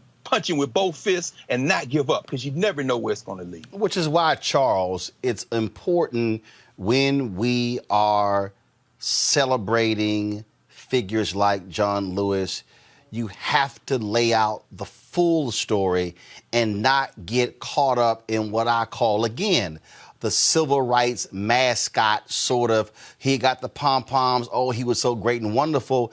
It wasn't that simple. Exactly. You know, John Lewis poured out his life as an offering. And you don't do that on Monday and then on Wednesday put it back in the cup. This is a life that he dedicated his entire being to freedom, to justice, and to equality. And so, as Brother Carr said, you know, this is about the collective, and we have to honor the legacy. And the way we do that is by continuing the work of justice in that Black radical tradition. And so, you know, here at Africana Studies in Albuquerque, New Mexico, you know, we're dedicated to fighting the forces of evil and racism and white supremacy.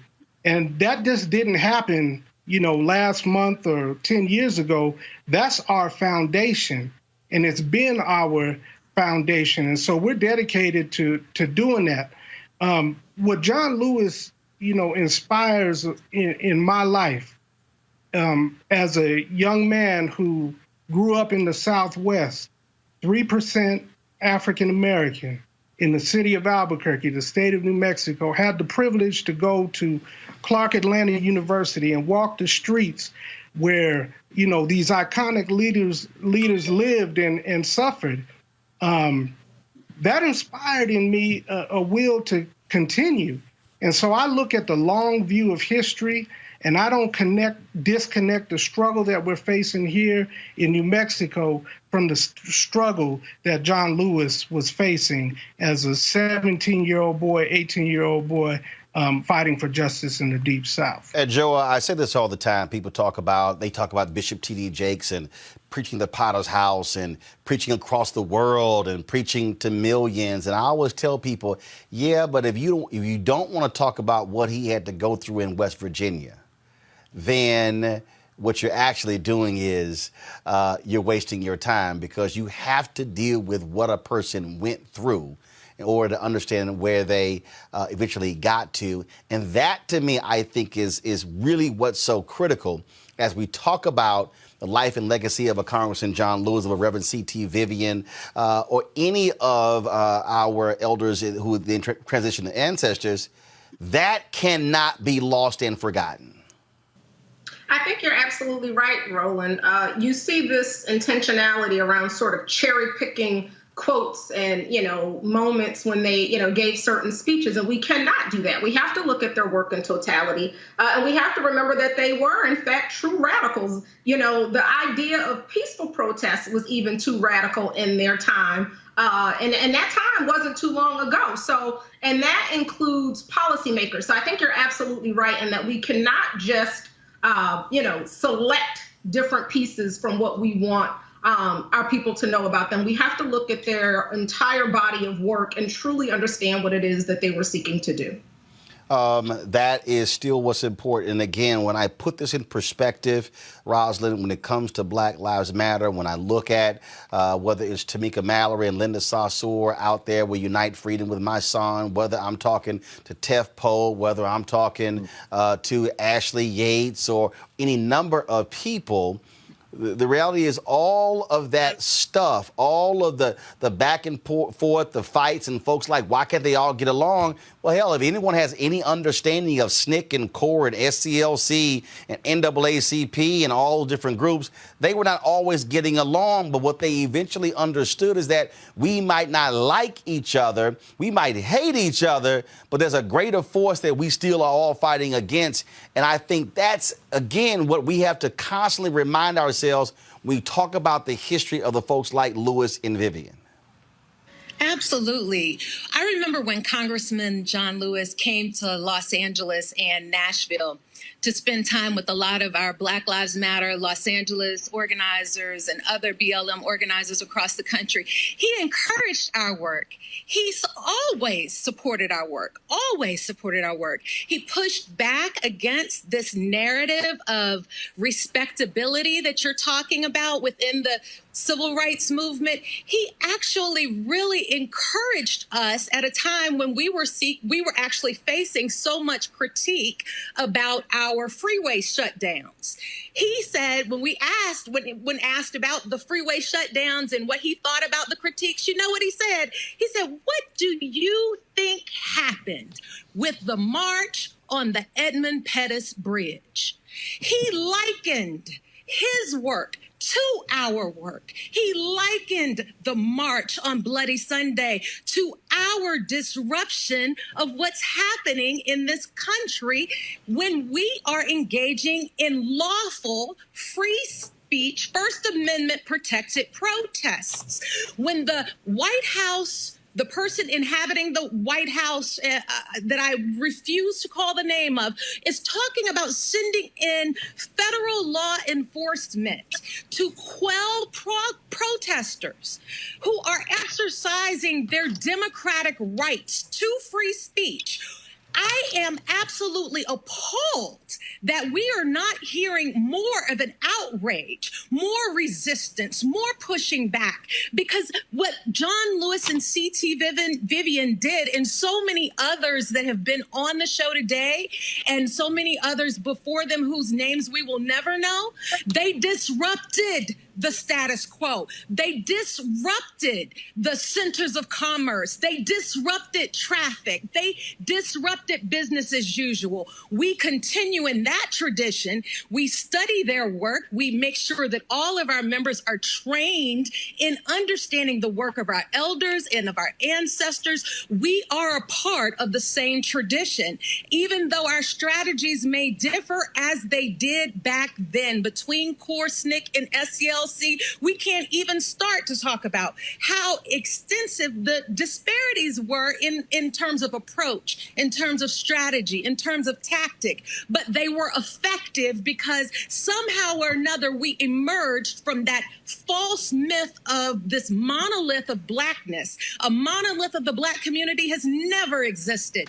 What we are is a variety of people with different skills, different backgrounds, and we can use those skills, those abilities, those gifts in this struggle. We need everybody to get out and get involved. We need the folks who say that they disagree to actually come and be a part of a civil dialogue and help them to understand why what we're doing is absolutely what we should be doing right now.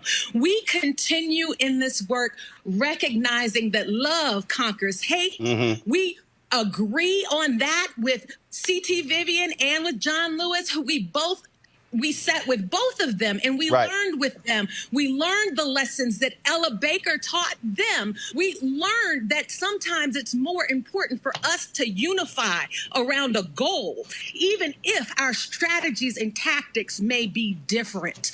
We have the goal of justice. We have the goal of human rights for Black folks. We have the goal of eliminating anti-Black racism that has been vicious in our history in this country over 400 years.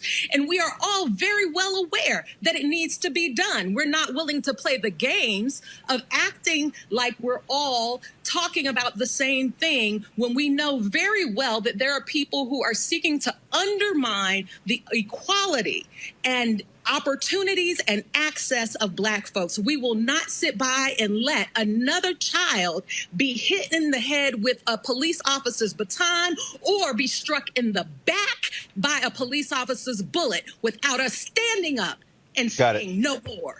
All right. Rosalind, Joa, Charles, and Greg Carver. Surely appreciate it. Thanks a lot. Thank you. Thank you for having me. Thank you. Appreciate Thank you for having us, Roland. Folks, earlier today, we talked to Senator Kamala Harris, who shared with us her perspective and thoughts about losing the great Congressman John Lewis. Senator Kamala Harris, glad to have you back on Roland Martin Unfiltered.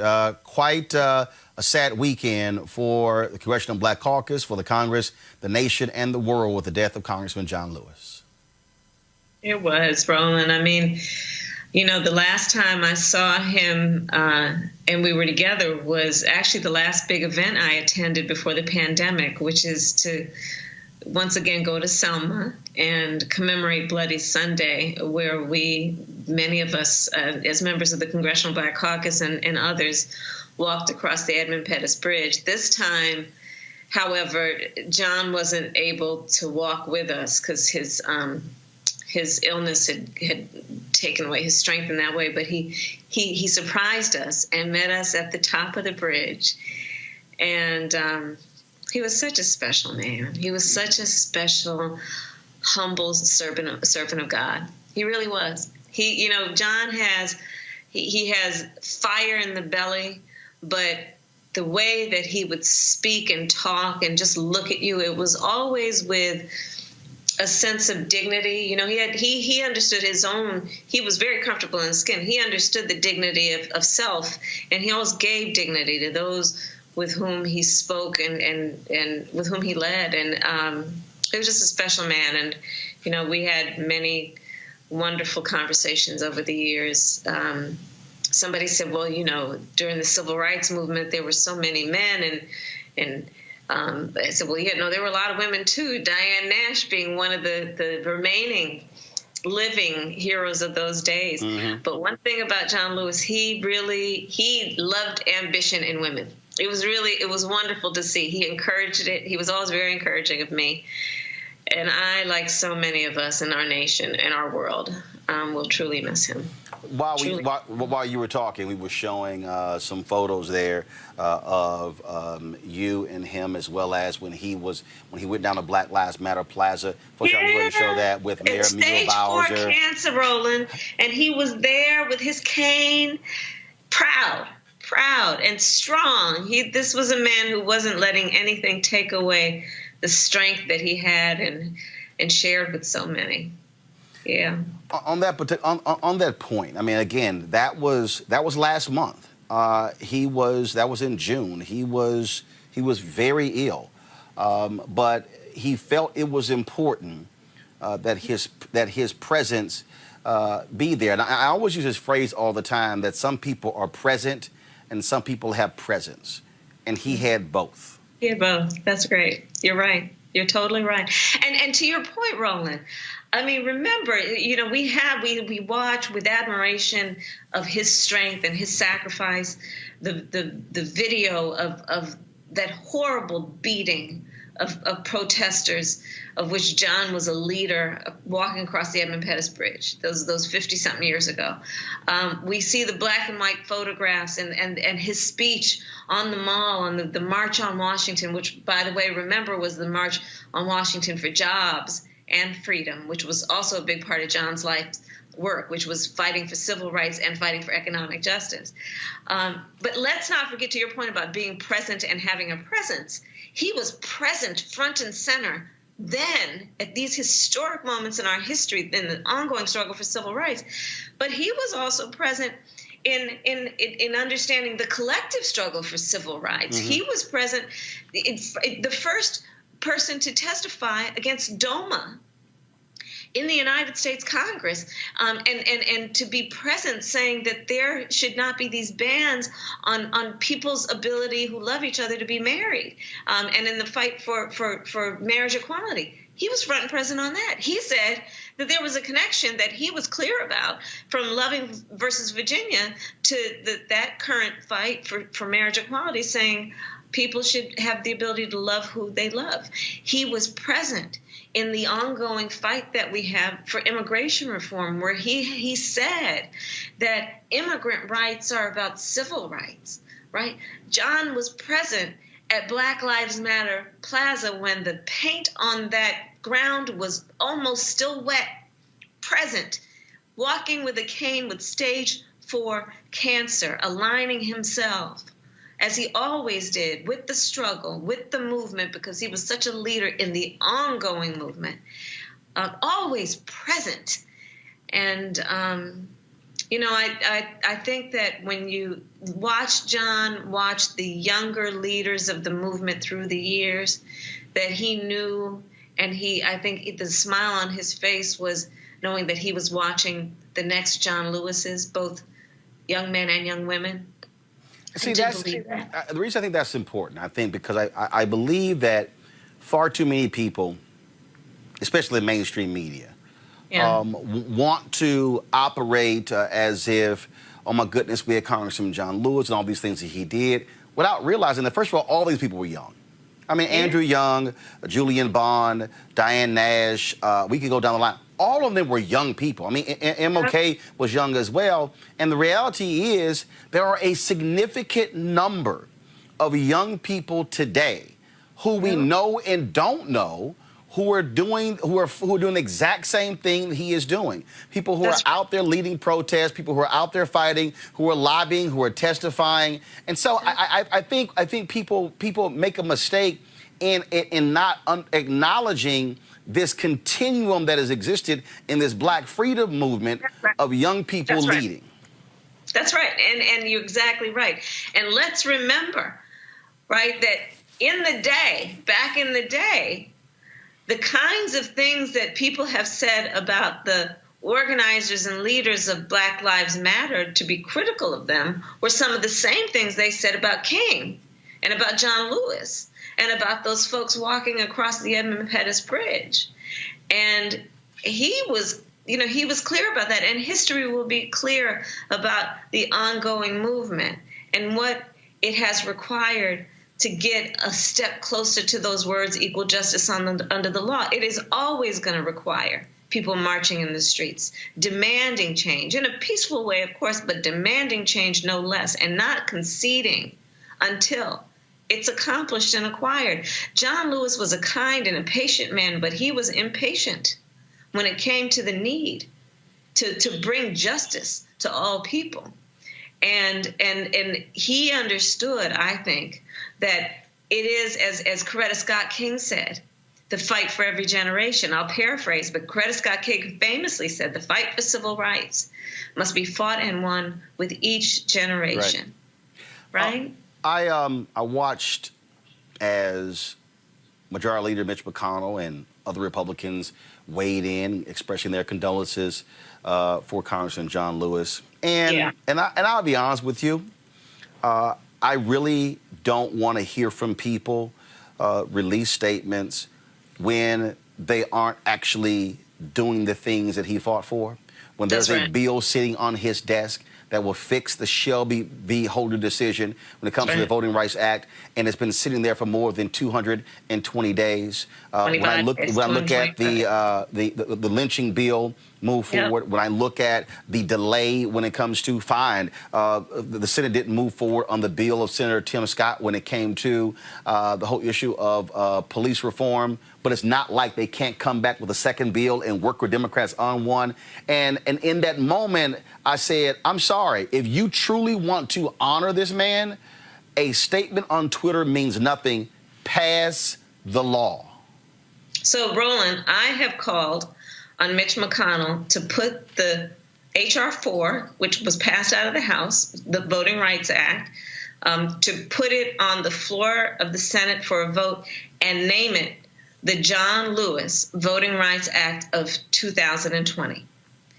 And because you are exactly right. Look, I'm too busy watching what you're doing to hear what you're saying. You can tweet all you want, your condolences, express those condolences through the power of your role of leadership at the moment, which is to put that bill on the floor, which represents everything that he fought and bled for in the name of love of country and love of Constitution of the United States. So you are right. You look at the need to pass the Justice and Policing Act that has now been named the George Floyd Justice and Policing Act. Cory Booker and I worked on that together in the Senate. It was passed out of the House with bipartisan support. Put that on the floor for a vote. Let that be the basis of the discussion, because that's the one bill on police reform that has been presented in the course of these last many months that actually has teeth in it, and that would require real accountability and real consequence for bad behaviors. But yeah, put those bills on the floor. And if we need to debate them, sure, let's debate them, but put them on the floor. Don't hold back our ability to fight for progress in this nation because of your political agenda. When we talk about these issues, first of all, he wasn't just focused on voting. Any number of issues, 17 terms in Congress. And even up into his death, what's happening with coronavirus, what's happening when it comes to economic relief for Americans, when it comes to housing. You've put forth a bill in that particular area because the reality is people are still hurting. People right now are facing getting kicked out of their homes, and they're going, what am I supposed to do? That's right. So right now, I have many bills that I've offered and introduced to deal with this moment around this crisis, which has really highlighted a crisis that existed long before the pandemic, which is the racial disparities in our country around everything from home ownership and wealth to health, pre-existing conditions, to educational disparities based on race. But specifically this week, I'm offering what's called the Relief Act. And what it would do is, one, it recognizes that in the month of June, Roland, 1/3 of Americans were not able to pay their housing costs. 1/3 of Americans could not pay either their rent or their mortgage. This is serious. Yep. And so I'm saying that during the course of this pandemic and for months after that, there should be a ban on foreclosures, a ban on evictions, a ban on shutting off people's utilities like their water service, that there should be a ban on negative credit reporting until we get through this. And it would say it would help the mom and pop landlords, the grandmother who has, 1 or 2 rental properties. But what it does is it says that we need to make sure that our families have a roof over their head to help them get through this crisis, which is not of their making. And that is that's why I'm proposing it. It's to protect renters, to protect homeowners. I have a history of working on this issue. When I was Attorney General of California, I took on the big banks around the foreclosure crisis, where they were these predatory lending practices that disproportionately impacted Black homeowners, Latino homeowners, immigrant homeowners. I have done this work, and when people are looking at the possibility, the real possibility of losing their home, be it their apartment that they rent or the home that they are paying a mortgage on, it's a moment of real crisis. But we also can see in this moment an opportunity to save them and help them to get through this crisis in a way that they can be on their feet and land on their feet when it's over. I do want to ask you about one thing. You made this point earlier. Congressman John Lewis, the last surviving speaker of the March on Washington for Jobs and Freedom on August 28, 1963. And you tweeted out a video of him speaking on that day And a lot of people forget, first of all, far too many people only hear the last part of Dr. King's I Have a Dream speech. They totally ignore the top piece. They totally ignore all the other speakers on that particular day. But in the clip that you posted, and I want to play it, he spoke specifically about police brutality. Yeah, that's right. We are tired. We are tired of being beaten by policemen. We're tired of seeing our people locked up in jail over and over again. And then you holler, be patient. How long can we be patient? We want our freedom, and we want it now.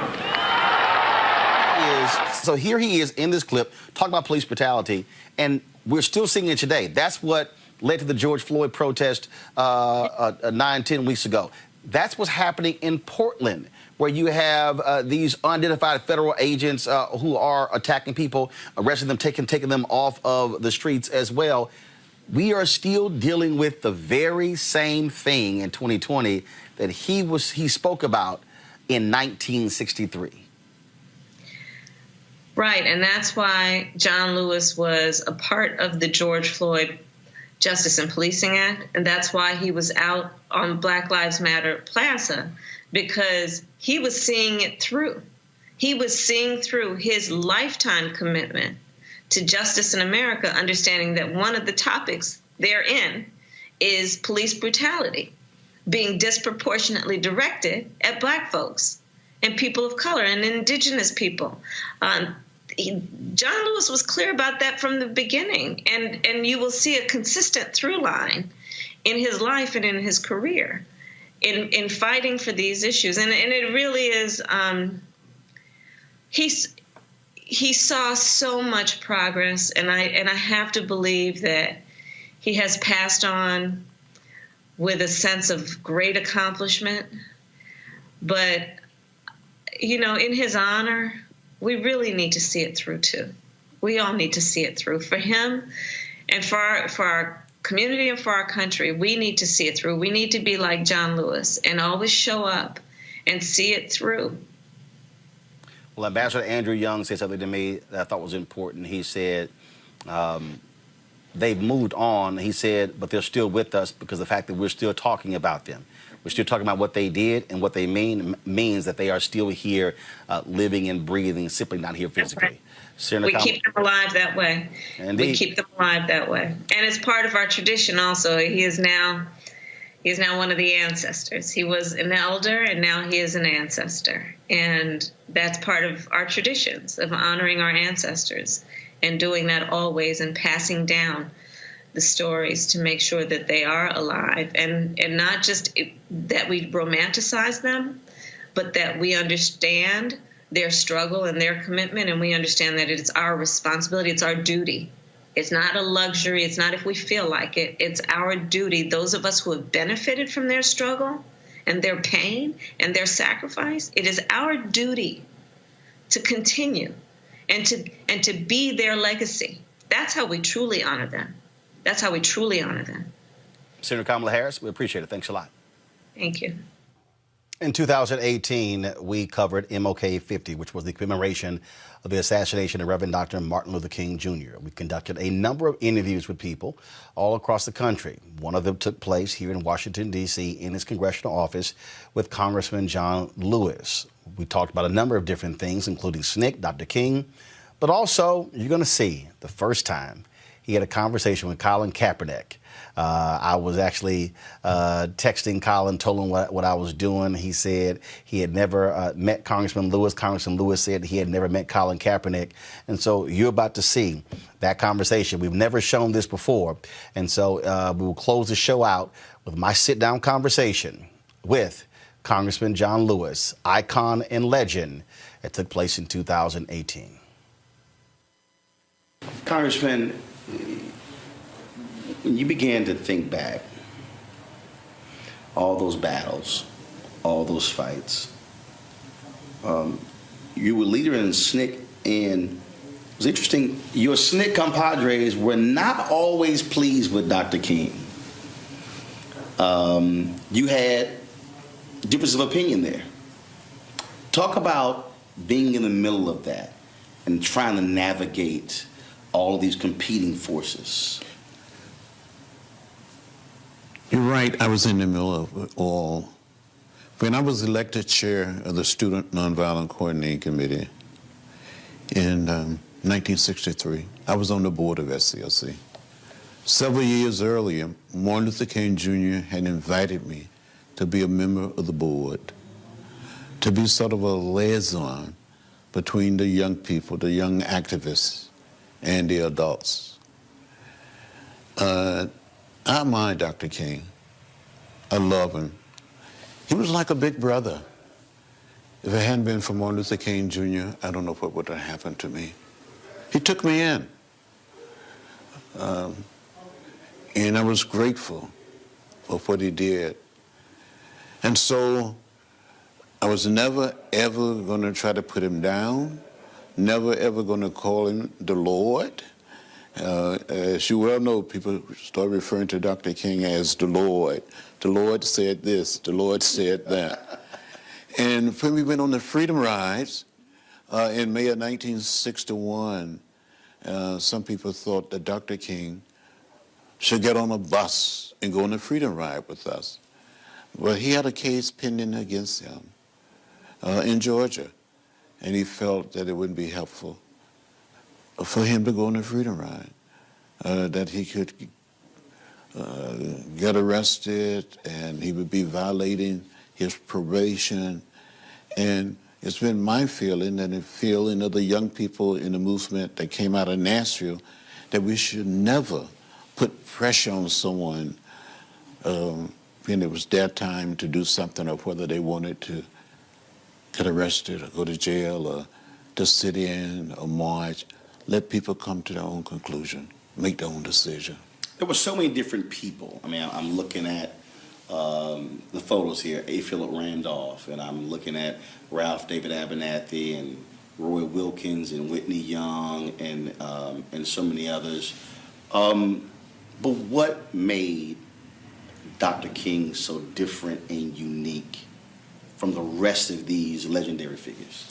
But Dr. King came, I think, through the movement out of his sense of ministry. He felt like it was his calling.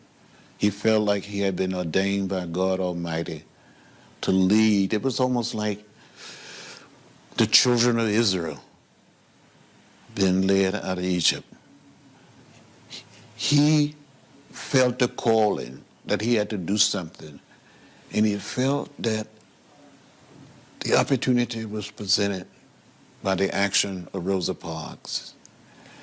And he tried not to take sides in debates and discussion, but be this healing force to bring people together. So it didn't matter whether he had to work with Roy Wilkins or the NAACP, or James Farmer, or CORE, or Whitney Young, or the Urban League, or A. Philip Randolph. He respected, he loved Mr. Randolph, because he thought A. Philip Randolph, one of these leaders who was made out of the same clay, maybe molded for the same clay that he was molded from. And he would call, he didn't say A. Philip, he always said Mr. Randolph. Mm-hmm. And others sometimes would say Brother Randolph. And Dr. King would say Brother Randolph, but mostly he would say Mr. Randolph. He has so much respect and love for this man. This man who was born in Jacksonville, Florida, moved to New York City, and became a champion of civil rights and human rights and labor rights. He's ahead of his time. So I was texting before, so let me pass it. So we were talking. I was texting this guy before you came in. So you said you never talked to him. You can go ahead and say hi to him. Hello, sir. How are you? Colin? Hello? Congressman John Lewis. Hi, how you doing, brother? I'm doing great. How you doing, brother? Fine. Thank you for all of your work, for your leadership. You have touched me, you have inspired me, and to see you getting out there pushing and kneeling, you have done so much, not just for the American community, but for the world community. I said thank you. I admire you. I love you. Thank you for paving the way for an opportunity like this to even happen. It's great to finally connect with you. I talk to Mr. B about you all the time. We have great conversations, so it's great to finally have this conversation and be able to connect. Yeah, well, I'm honored to have an opportunity to speak to you. I wish sometime when you're in Washington or in Atlanta that we could get together and maybe have something to eat or something to drink, talk about where we must go from here. I would love to do that. I'll make sure Roland passes you my number so we can stay in contact. Yes, I would love to do just that. I know there's a lot of members of the Congress, a lot of people trying to find a way, especially young members, would love to have an opportunity to talk with you. And there's hundreds and thousands, no doubt, millions of students and young people been deeply inspired by you, not just in America, but around the world. So keep it up. Keep the faith. It's all going to work out. Yes, we're not going to stop. We're just getting started. Good. We cannot stop now. Too much work to be done. You gave an interview once where you said after the 65 Voting Rights Act, the civil rights movement pretty much was over. And it was interesting when I was watching that documentary because you said these laws and folks were just trying to find their way. What did you mean by that? Well, in 1965, when we passed the Voting Rights Act, and hundreds and thousands and millions of people became registered voters for the first time. We had many, many young people of color running for office and getting elected. And I think a lot of people thought, this is it, that we come this far. There was another major down payment on freedom. And then when President Obama got elected, people saw that as another major step forward. But then we quickly learned that there were still people, still forces in America trying to take us back to another time and another place. That still exists today. So you had this point after 65. Dr. King and others are trying to figure out what's next. He goes to Chicago. Very difficult path there. And then, of course, we get to 67. And then he decides to take his stand against the Vietnam War. When I talked to Clarence Jones, I said, I believe that his death certificate was written on April 4th, 1967. I just don't believe there's a coincidence that he's assassinated to the day, a year to the day, after he gives that Beyond Vietnam speech at Riverside Church in New York. Well, on April 4th, 1967, I was at Riverside Church when he made that speech. And many people felt then, and I felt it also, that this was the defining moment. That a lot of people, even people in the African American community, some people in the civil rights movement felt that he was breaking with the traditional supporters. He was attacked, vilified. By some black leaders. Hated. He was even some of the black leaders saying he's going too far. That he needed Lyndon Johnson. And Lyndon Johnson, for the most part, stopped speaking to him, calling him in. But King stopped taking his phone calls. Yes. And there were people on the board of FCLC, when you tell the truth, nothing but the truth, they sort of dissed him. And it was a lonely period for him. That last year, so many people I've talked to, the strain, the pressure, the stress, speaking fees dried up, his book, Where Do We Go From Here, Chaos or Community, worst-selling book. Nobody wanted to read it. As you observed him in that final year, did you see that as well? And did he talk about what he was dealing with? Well, he was trying to organize the Poor People's Campaign. He hadn't planned to go to Memphis. He was invited by the labor union, and by Jim Lawson, someone that he admired and trusted to come and help the sanitation workers. It was a difficult year for him because some people suggested that he needed a rest, and others suggested that maybe he should go on and become a president of some major college or university. And he was been criticized on all sides. But he was a man of conscience. It was not a good year for him.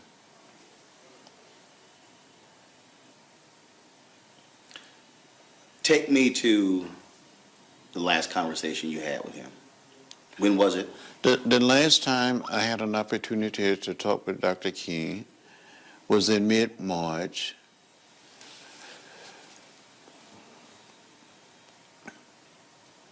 Just before he went to Memphis. It was at Pesca's hotel, a restaurant. He had been meeting with a group of rank and file members of organization working with low-income or poor people. They were black, white, Latino, Asian American, and Native American. Because he wanted the Poor People's Campaign to look like America. And he kept saying, I will see you in Washington. And he never made it to Washington. The night that he was assassinated, that evening, I was in Indianapolis, Indiana, campaigning with Robert Kennedy, working toward his nomination, the Democratic nomination for president.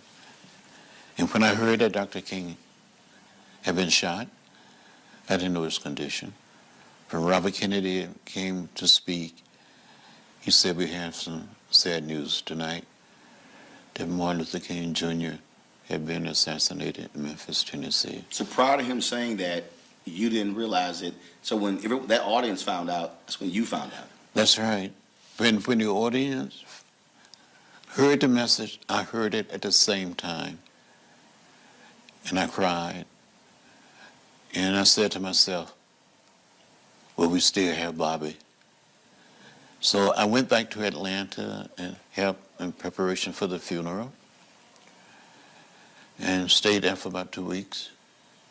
I got back in the campaign and went to Portland, Oregon, and with Robert Kennedy. And then I went on to Los Angeles.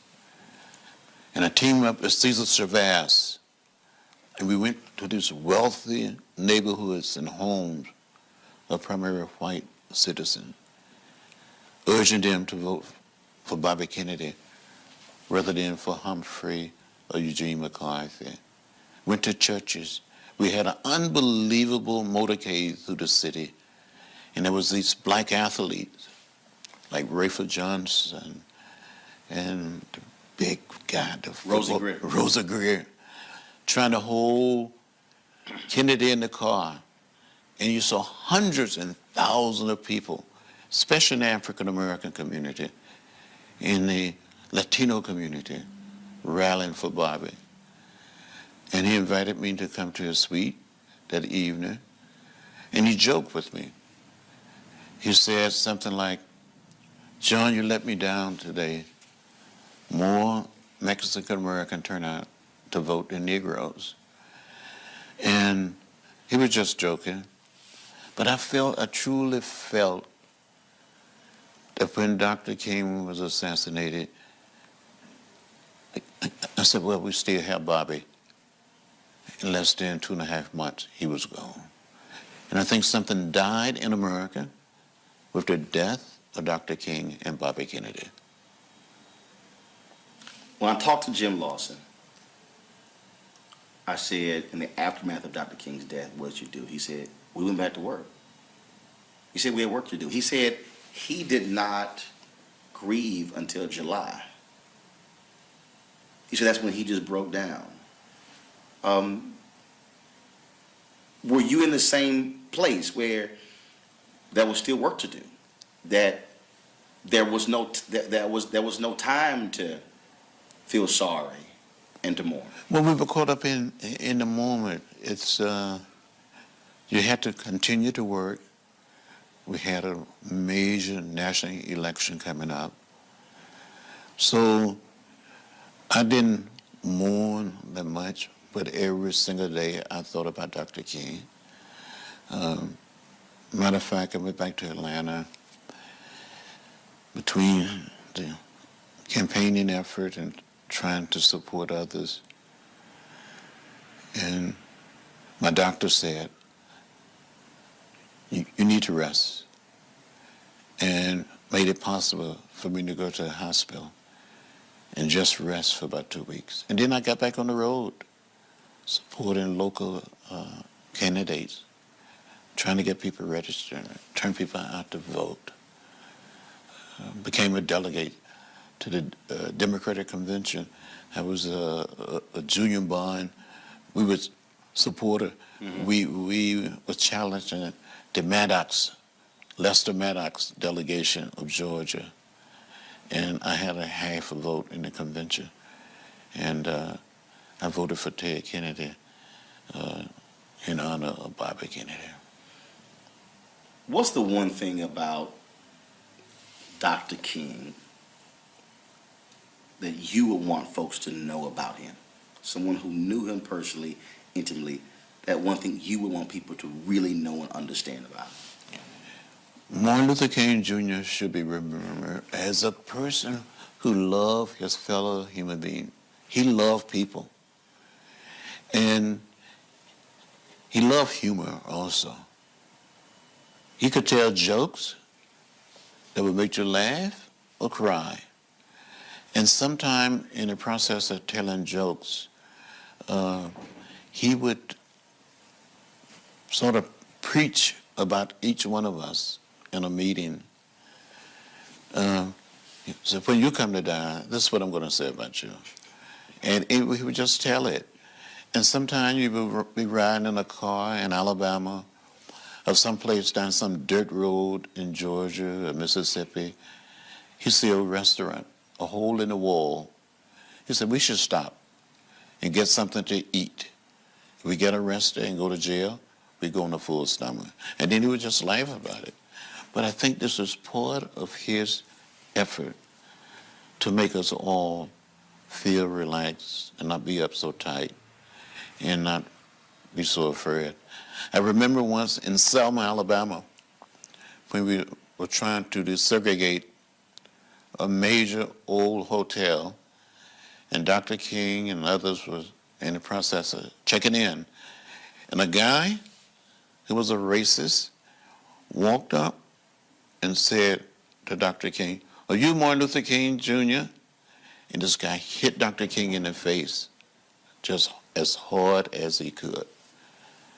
And I remember grabbing this man and holding him. I never ever grabbed anyone like this.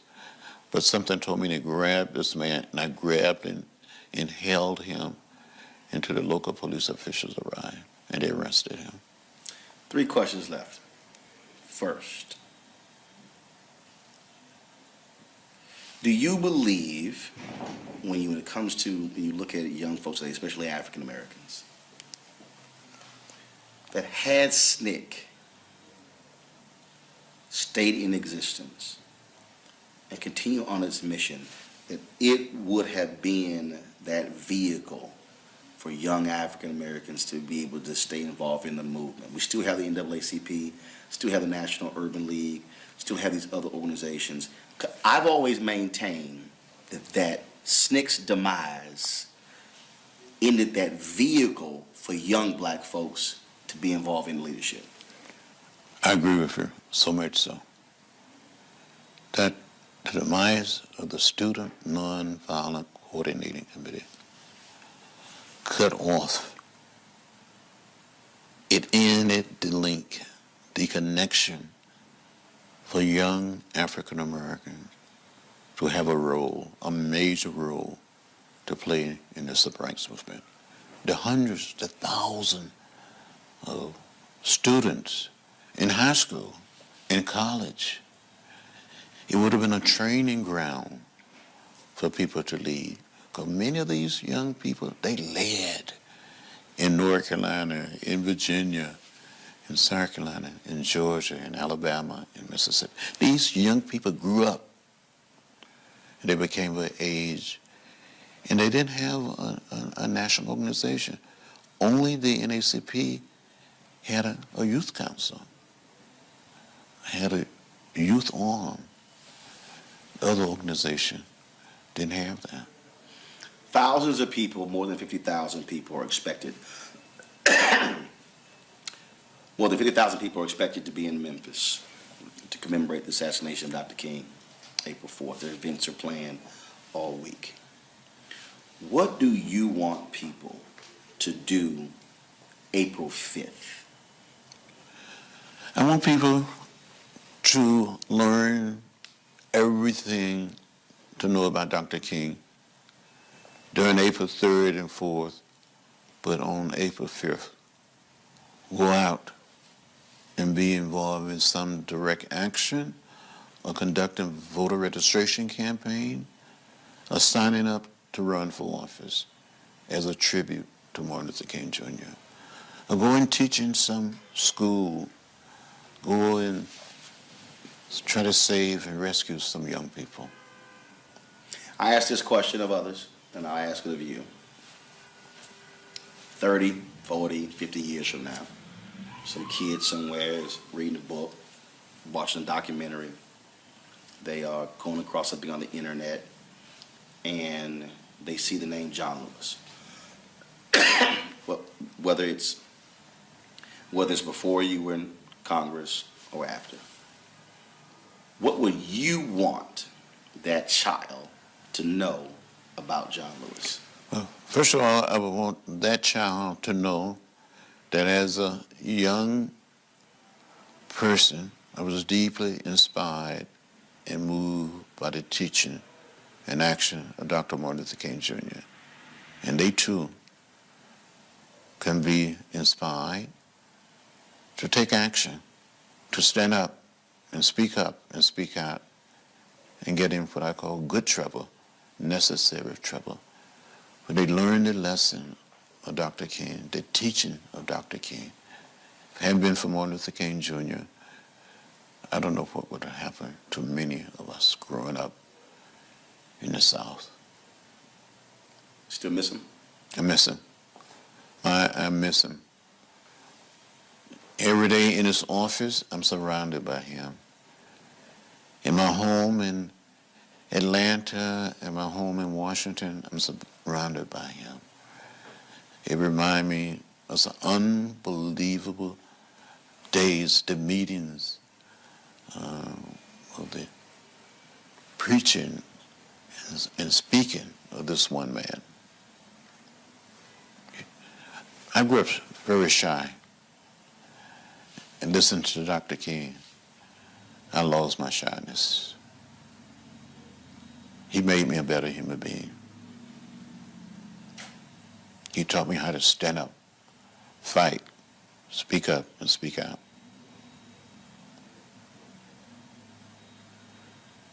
Well, that's it. Thank you, sir. Congressman, I appreciate it. Thank you, sir. Thanks a bunch. You're welcome.